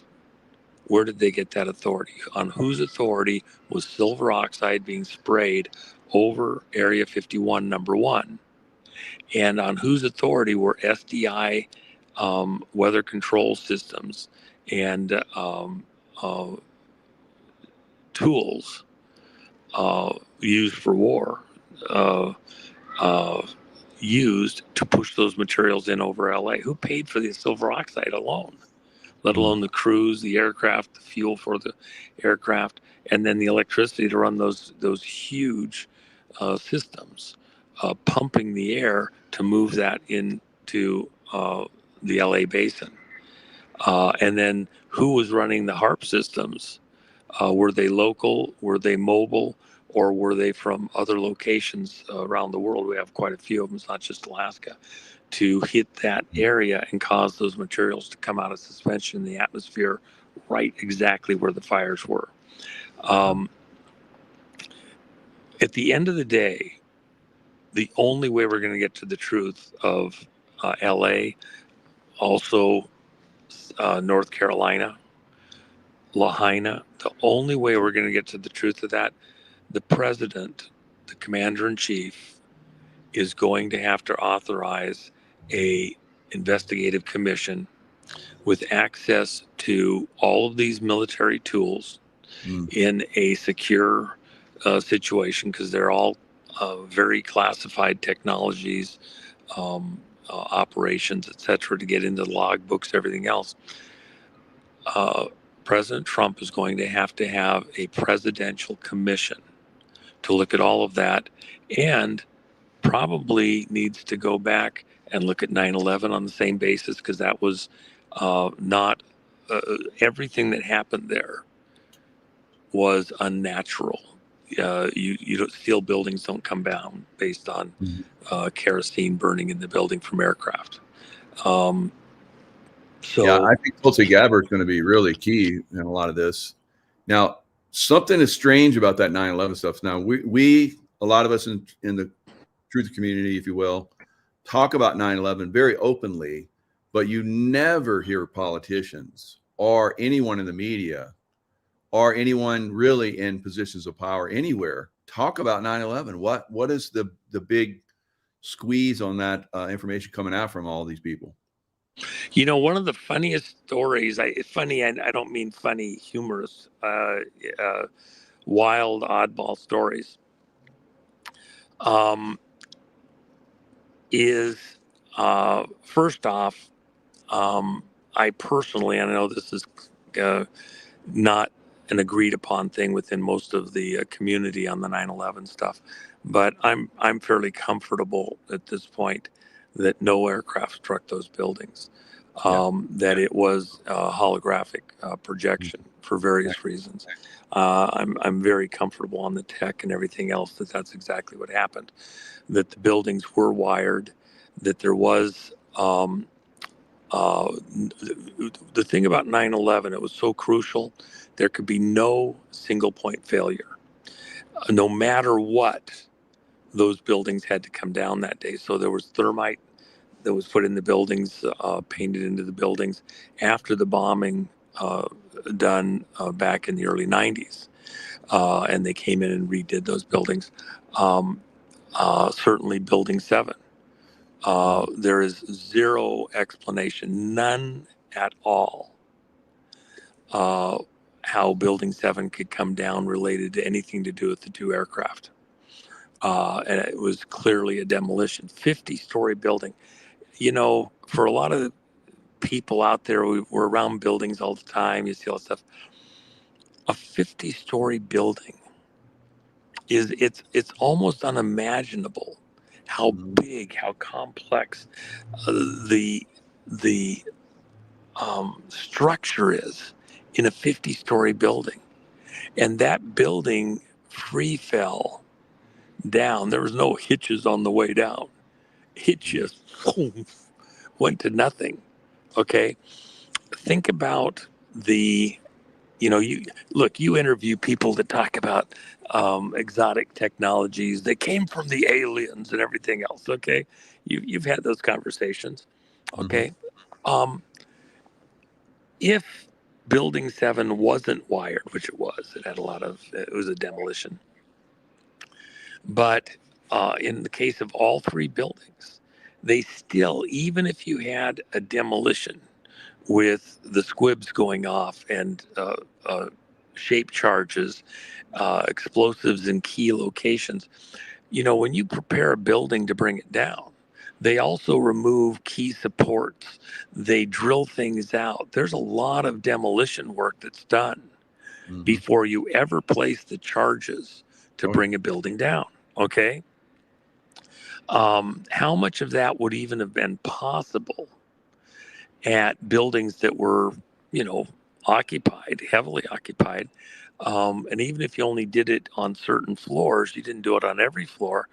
In the way the buildings came down, it's hard to imagine you wouldn't have seen hangups. You see buildings where they let the weight of the building bring certain other areas down. So they'll do key spots and then let the destruction on those floors allow other floors to fold in and come down in a certain way. You don't see that in either of the towers or in Building 7. And so the contention is that some other technology was also involved there, something very advanced. That's why we talk about directed energy weapons. So I think at the end of the day, with Building 7 as a key, question mark all by itself, it will take access to the military systems behind the scenes that are not even acknowledged publicly, and those technologies to get to the bottom of who did what and how. And I will tell you that in 9/11, Senior Executive Service is implicated there also. And that's because they wanted Homeland Security. Remember, Homeland Security was a follow-on from 9/11, not just the Iraq and Afghanistan wars, but Homeland Security. The taking of all of our intelligence agencies, which were compartmentalized and separate. If you wanted to invade our intelligence community, you had 16 different agencies, all isolated, insulated, operated separately. The information from them was brought in through the cabinet, was brought in through the joint chiefs, but they operated independently so that an enemy would have to get spies in every one of them, and then coordinate the energy to know everything that was going on. When you put all of them under one roof, Homeland Security, it actually made it easier for our intelligence community to be infiltrated and run. What happened just now over this last decade within the intelligence community, the coordination between FBI, CIA, NSA, National Reconnaissance Office, DEA, all these different agencies would never have been possible prior to the creation of Homeland Security. That removed all the barriers between the agencies so that they're all controlled from the Office of Director of National Intelligence. When Radcliffe didn't provide the report that Trump required December 18th of 2020, after the 2020 election, showing foreign interference, the reason that they were able to coordinate their efforts and not get that to the president or to the other agency heads is because there was a Homeland Security, and they were all in collusion and cooperated with each other in stopping that. That would not have been possible the way that it happened prior to the creation of Homeland Security, prior to 9/11. Wow, that's so staggering. Good point. Wow, never occurred to me. But at the time it was occurring, we all screamed about it. But go ahead. I'm sorry. Yeah, I mean, you're completely right. So, all right, so you laid it out. So it's definitely an inside job, and probably directed energy weapons used again, along with demolitions and CGI and all kind of crazy stuff. So why? So it's so obvious to everyone there's something wrong about that. Why still don't people talk about it in high levels of government and so forth? Well, again, you and I know this, and I think your audience knows it, but now we have to articulate it to kind of bring it to the fore. I think it's the media. I think that they control. It's like saying UFO. I saw a UFO. Immediately, over all the years, well, then you're just a conspiracy theorist. There might be something wrong with you. You read The Sun and Inquirer. Your relatives all look, oh, yeah, that's the one. That's the relative. You're the one that is the kook and the nut, because normal people that have a job, people that, follow the way the machine tells them to think and operate, don't believe in aliens, don't believe in alien technology. So you're a kook and a nut. And then if you believe that those buildings were taken down by elements of our own government, well, you are a kook or a nut. Because if it isn't on the media, if CBS, ABC, NBC, CBS, MSNBC don't say that it was, directed energy weapon, it was, SDI technology, whatever, then it's just not true. Or they'd have said it. If it's not on TV, from one of the trusted sources, from Walter Cronkite, the most trusted man in America.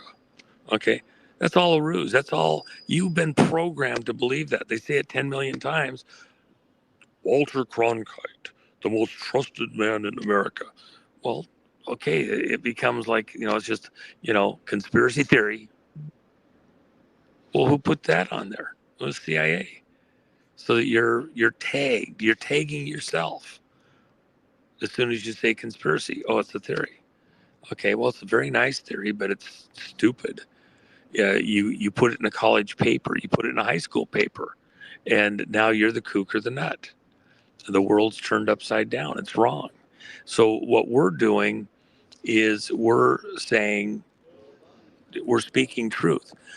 Building 7 could not have come down for any reason based on what was given to America and the world on September 11th of 2001.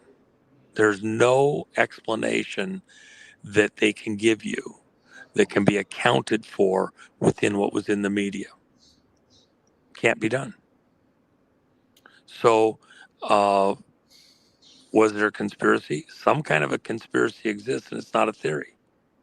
Then we go to the other locations on that same day. Are you a conspiracy kook when you say that the aircraft were incapable of bringing down the buildings on that day? Well, if you use Building 7 as your marker, you're absolutely correct. Those aircraft can't account for what occurred because the buildings, the towers came down in the same way, in the same manner as Building 7 did, and it wasn't hit by an aircraft. So aircraft, in a flip of that, can't be accounted for as being responsible, especially when on the physics, the fuel isn't hot enough to melt steel and doesn't account for the observations and video of molten steel flowing out of windows on lower floors. Molten steel flowing like a river out of windows on lower floors. That wasn't aircraft fuel, and that wasn't accountable from the aircraft. That's thermite. That's a directed energy weapon able to turn metal to molten material in moments.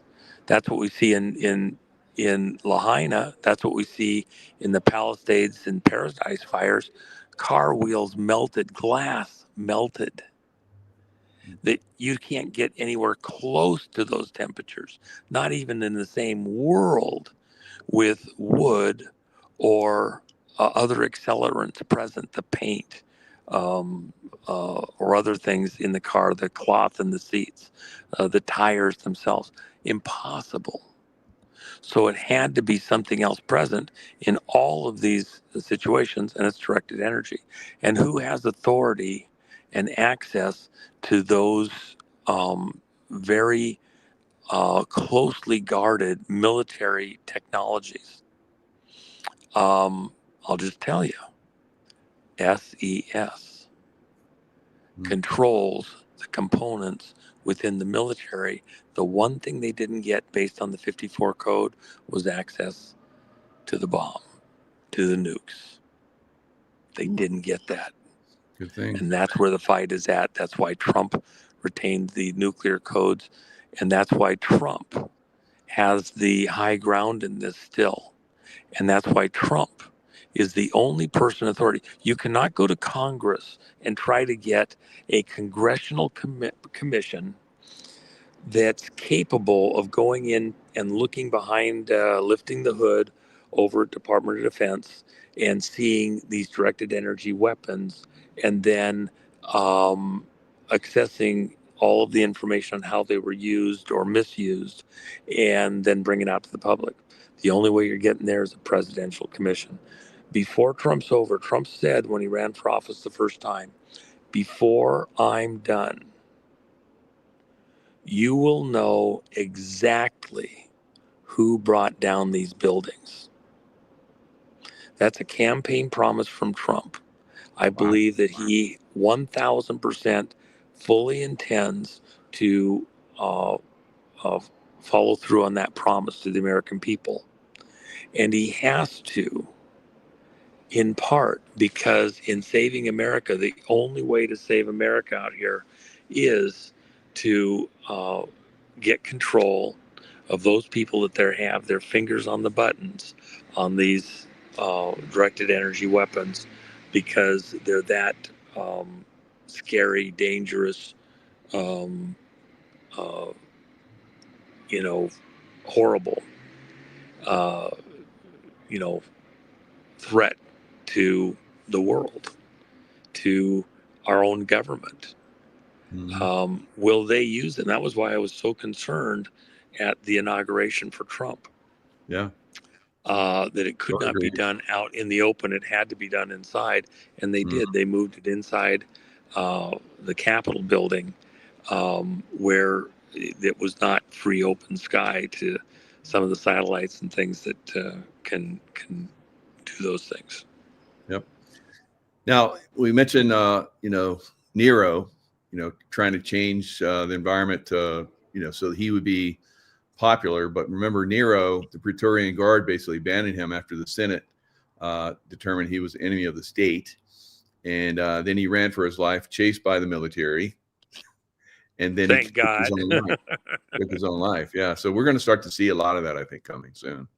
I think that's an important follow-on. I might have to redo another article on that, because I actually thought about that years ago, because I wrote about Nero in one of the articles that I've done, and what he did in burning down Rome, and the follow-on at the end of his life is very much like this moment right now. You're so right. I'm glad you mentioned that, because it was the military that had to save Rome from any further destruction.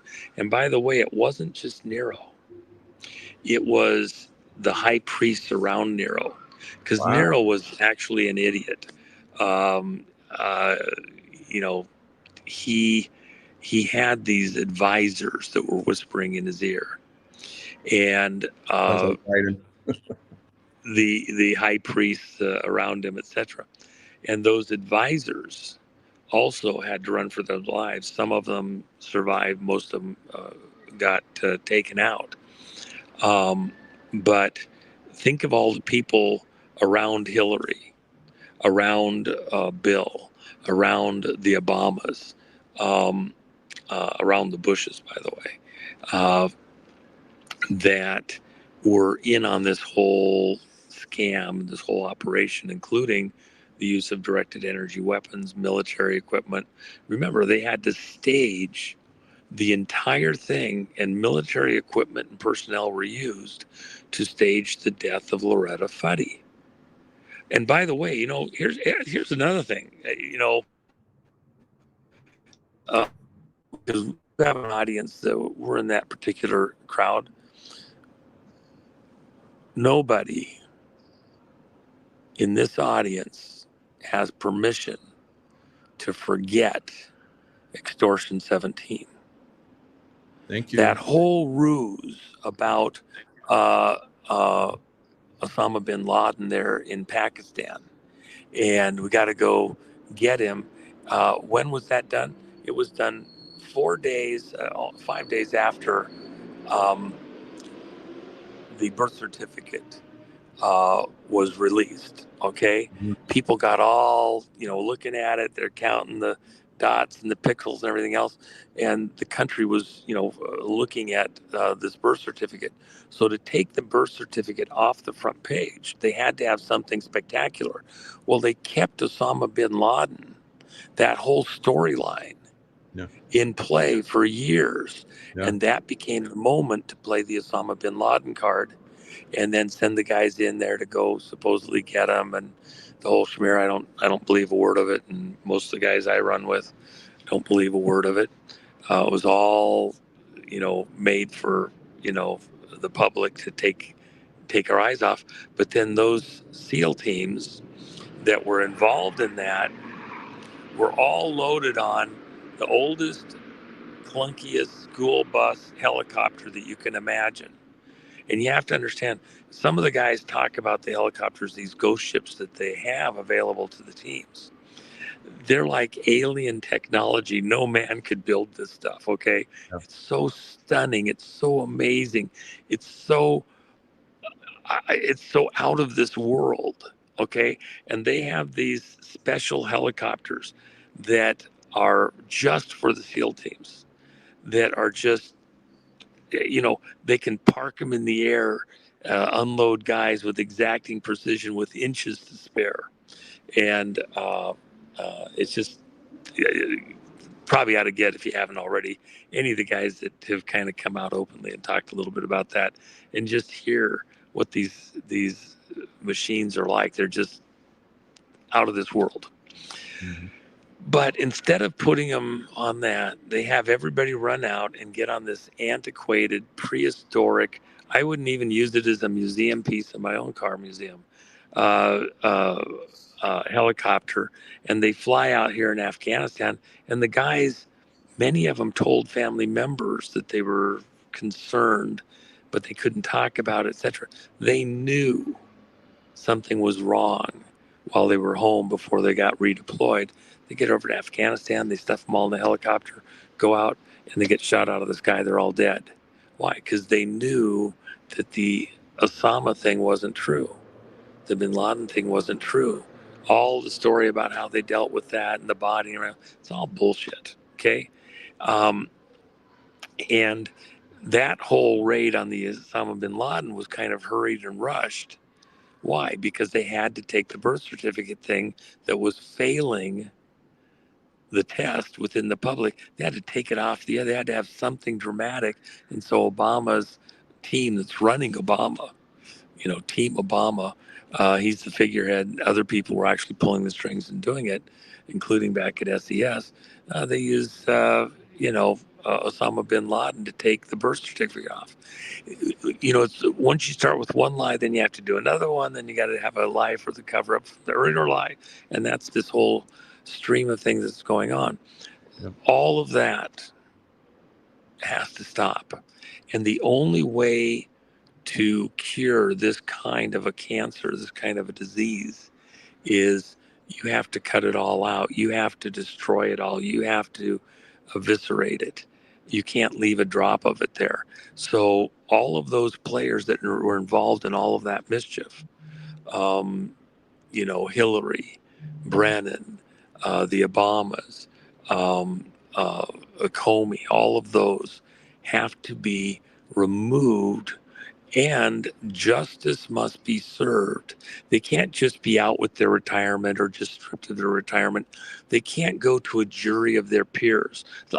For example, this is a really important point. I apologize for droning on, but I want to get this one thing out.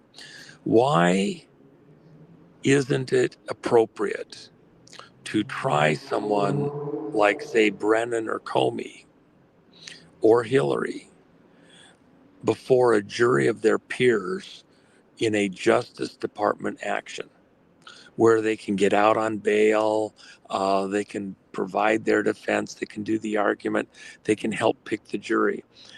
The things that we've just talked about, Mike, concerning directed energy weapons, concerning military platforms and systems and chain of command and things like that. If you bring that before a civilian jury, they're not equipped,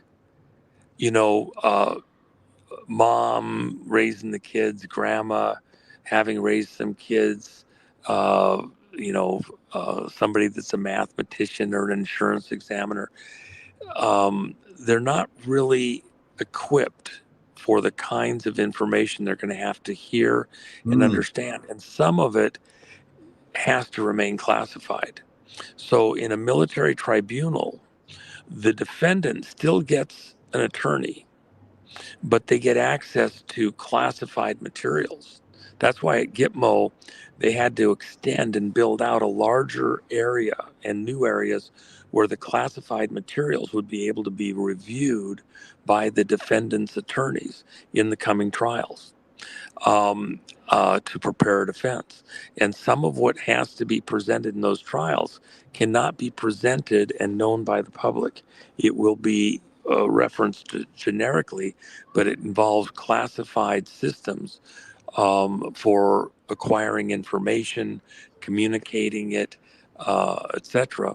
And so it's going to have to be heard in a classified setting. And the judges that sit on the tribunal, it's not a jury of their peers. It's judges sitting on a tribunal, hear the evidence, including classified evidence that they have been cleared to hear, and then make those decisions based on what they know. And they're prepared for that because they usually, in a tribunal, you'll have different expertise of the judges that are going to be needed for different areas of the trial in this kind of a setting. And that's going to be needed in this thing. So it's not appropriate to hear some of the testimony and to see some of the evidence in a non-classified setting and by people that aren't familiar with some of the terms, authorities, responsibilities from a military perspective. It just isn't appropriate. That's why Me Lai with Lieutenant Cali was heard with the military tribunal. It was a war crime there in Vietnam. It wasn't. It was debated whether he would be tried in the justice system and shut down almost immediately. No chance. He's going to be. This is going to be heard in a military tribunal setting, and it's the same thing here. These are crimes against humanity. They're war crimes against the United States, against other countries in the world, in the way that our election was stolen, and then the people who got there through fraud and deceit then went on these murderous rampages to allow things like Ukraine to happen. And by the way, last thing I'll say in this regard, no one in this audience especially should forget when you're talking, you're going to get asked by relatives and friends, other business, associates, etc. in your life. You cut a wide swath within this audience. You're going to get asked at various times about these things. Mm-hmm. You must include the shot and COVID. The reason COVID was introduced exactly when it was for cover, for a pretense to go to the electronic votes and ballots, remote voting, the drop boxes, all of that. And remember, Zuckerberg didn't invent Facebook. It was called LifeLog. He's a DARPA creation.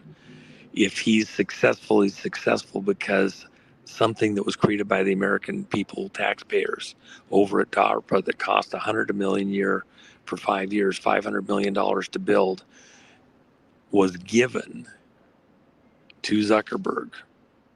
For some reason, he's the guy that it was gifted to.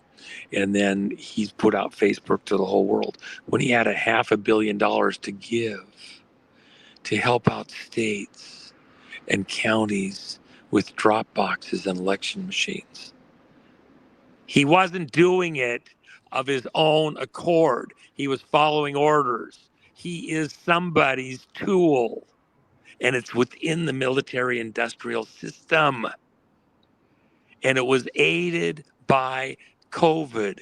It was aided by the shot. China is who was supervising those technicians in Serbia. China. Wow. Was running the operation in Serbia in the building that Brennan was half owner on, where the vote in 2020 was flipped. It was China that printed the extra ballots that were shipped into the United States and spread out through the mail system in votes in various states to flip the election to match what the computers did on the electronic side from Serbia, with Chinese operatives present. China is where the COVID thing was masterminded and finished, with the COVID conference in November of 2019, okay, that Gates and Kissinger and all these other people showed up at. By the way, Kissinger, he's like a whole wall at Amway at their world headquarters. And by the way, what did Amway do? They switched to PayPal for all their payment stuff. And then last year, they decided, we're going to just go to PayPal of China for all of our payments worldwide. Wow. And by the way, where was some of the COVID treatments and shots come from? One of the branch office things at the Van Andel Institute, they're tied into the whole Amway thing. You got to think about what's going on here. This is so much bigger than most people realize. Corporations, billionaires, social media, networks, all working together. How do you coordinate all that? Senior Executive Service on the U.S. side and Serco in the British Commonwealth. This is so much bigger than most people have even begun to think. And not just Trump. Trump was invited to run. Who invited him? He's told you, 200 generals. We're in the middle of the greatest military campaign, coup, operation in the history of humanity. In our generation right now, it's all happening right in front of you. And the first shots across the bow have already occurred. We're now getting ready to zero in and take out the command centers of these huge vessels that we're fighting. And we're going to take out all of their key players, and they're going to be arrested. I think tail end of August will be or October, will be very interesting. You want to know where the arrests begin? It's after the testimony in mid-October, and a couple weeks later, the arrests begin, and they will continue for a very long time. There'll be clusters within certain things, culminating sometime next year with the arrests related to 2020 theft, which is the worst of the worst because that's when they put Biden in, took Trump out, and that's where all of the worst of the offenses actually occurred. So we're in an amazing moment, and it's going to affect countries all over the world. As far away as right here at the southern tip of South Africa. Wow. Way to bring that together. Wow. Amazing. And I know you're up really late now. Let's honor Jen, JenniferMack.com. Well, and she's got, she literally sold out of all of the last of her Detox Delish books. And she doesn't want to republish that one. I wanted to republish it. She wants to do another book completely. And so she's put a special sale. I had moved some of my Watch the Water books, the Japanese English version of my book, over there, which has a lot of cool extra things to it. That's pretty fun. It's both Japanese and English. And she moved that over there and put a special together just a few hours ago with her her protocols for going after parasites.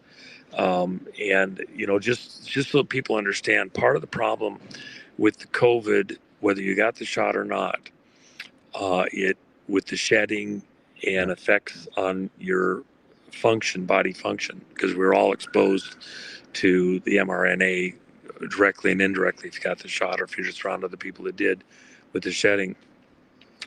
It knocked down certain areas of your immune system. And then this is not really understood by people. So I think I'm probably saying this for the first time, anybody hearing it in any of the audiences out there. When we talk about parasites, first thing that people say is, well, I've been taking ivermectin and fenbendazole and some of the other things, tetracycline for like the fish and like that, to knock down parasites. The reality is, so I'm fine because I take ivermectin. The reality is that only hits certain of the waterborne parasites. It's only arguably about 20% of the parasites that are common to humans. And there's about 3,000 parasites that are pretty common. That's a pretty high number, but there's lots of little variations. And they're in certain families, dozen families or whatever or less. If you get into the numbers, it's 10 times that as far as the actual number of parasites cataloged in various ways. So, but the problem is, if you knock down with ivermectin and fenbendazole, one class of the parasites, you say, okay, well, I've knocked out, say, 20%. You still got 80% of them there, but there's another weird thing that happens. If you only hit one group of them, it becomes opportunistic for others to fill those gaps. And so your parasite load may come down initially, but then come back up with other things becoming more prevalent because it's like certain plants block other plants from living in an area. The parasites that the ivermectin takes out, it blocks those out. those other things coming in. When you take them out, it's new ground for other stuff to move in.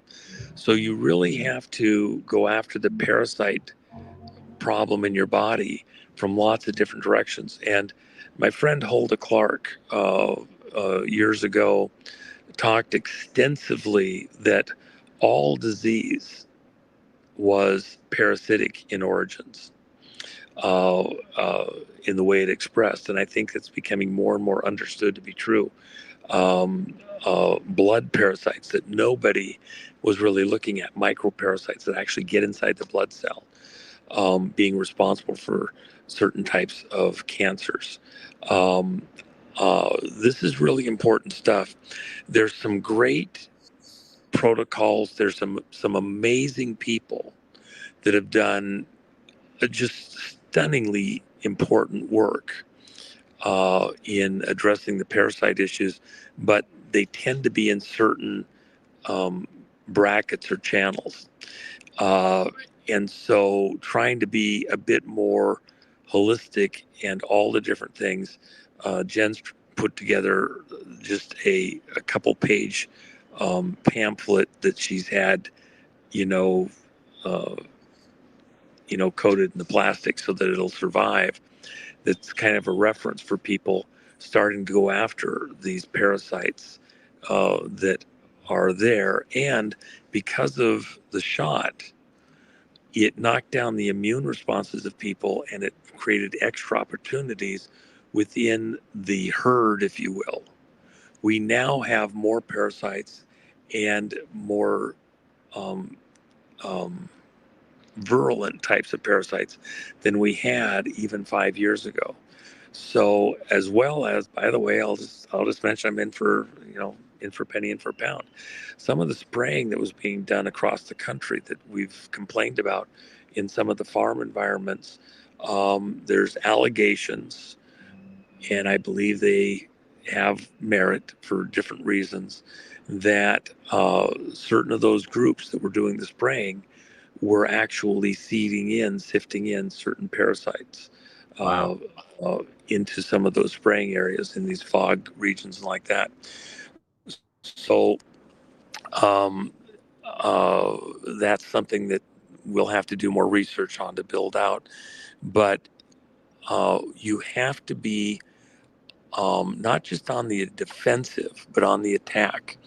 And the most important thing for everybody that's heard me talk about this before, one thing that is a pun, a messy subject, but it's got to be said. You have to consider what I'm going to tell you right now.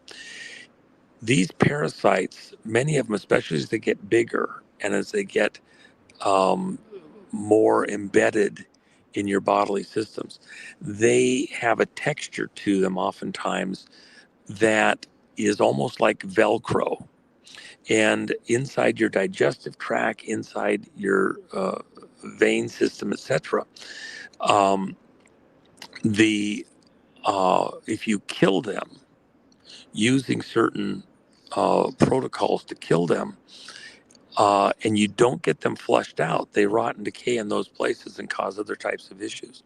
If you're going to kill parasites, if you're going to take different types of treatment approaches, you have to do enemas. You've got to help flush them out. Coffee, warm water, lemons, things like that, to help to wash out your digestive tract and to wash the casings out. It's not just the parasites. The parasites create casings in your body, and they're a biome, kind of a casing, literally tissue, bodily tissue that they have that surrounds where they're living, and that casing is very hard to break down. It can be done. There's certain things you can take that help break down the casing that the parasite is living in, and then makes them more vulnerable to some of the things that you can take to knock them down, but to take them out. And so it's more complicated than I took my ivermectin. And those people in this audience that want to live longer and healthier and more vibrantly need to consider that, as Hulda Clark, my friend, said, all disease is traceable to parasitic infections. That's what she believed. That's what her research showed. People can argue over it, but I think the case is becoming better made every day that, in fact, um, these cancers and other diseases that are there are opportunistically there as some kind of a byproduct of the presence of parasites. And so I want this audience to be totally healthy and not ignorant of what's going on here. We're being attacked in lots of ways. It didn't end with the COVID or the shot. Yeah. And there's an aftermath to that was caused because our balance physiologically as a herd was thrown off by these artificial things. The last thing I'll say here on this, Michael, I know I'm going on, but I want to help people. A lot of the blood clotting that we've seen where I had somebody that everybody in this audience would know the name of, who had multiple blood clots pulled out of their veins. And they're set on the thing beside him after the doctors have taken them out. And you look at it and go, oh my gosh, that's the most grotesque thing I've ever seen. And they get one out and it's, 1.5 feet, 2 foot long. And they go back in a couple weeks later, they take another one and another one out. And when you look at it, and knowing what we know now about some of the parasitic things, look, they're not just moving in the digestive tract. They're not just moving in the kidneys or the liver or the lungs or the heart. Who's ever heard of heartworms in dogs or in animals? And you give them certain things to help get the heartworms out of the animal to save the animal's life. One of my God, and when they poop and all those worms are all in that poop. Oh my God. Oh. So okay. I could tell you stories after stories, but Jen and I have some close friends that have a small baby, and they were thinking about this and talking about pinworms, and said, "Well, you should probably consider it because of where they'd been and things that were going on." And so, simple pinworm medicine, and it's cheap, and you can get it at any of the pharmacies. It's common, okay, but they'd never even thought about this. So the wife wasn't that moved by it, but the dad said, no, we're going to do it. We're not taking any chances. Well, he happened to be the one to do the big diaper change, and he was absolutely, oh my gosh, don't send me the video, please. The baby poops and it's full of worms. Oh no. Oh my gosh. And the wife is like, what? And that was in the baby. These pinworms, and they're still moving as they're coming out of the baby. Their digestive tract goes faster. But that can be in anybody, any adult. Okay, that's just one kind. And ivermectin doesn't take out pinworms, by the way. Okay, so there's lots of stuff that people need to be aware of. So Jen has that pack over there. She put a lot of work into this. It may sound simple enough, but she put a lot of work into this. It's a nice reference, and we'll continue to do more on it. But she put a pack together with one of my books because she's out of the detox list, and we're going to do some other stuff. We're just, as you can see, so busy on certain things, and I've got stuff I have to return to DC on, and back to London and Paris on here in the Mideast over the next couple of weeks. So we're just super swamped. But this is on our to-do list early on because I think this is going to save a lot of lives and quality of life for people. So anyway, Michael, you are so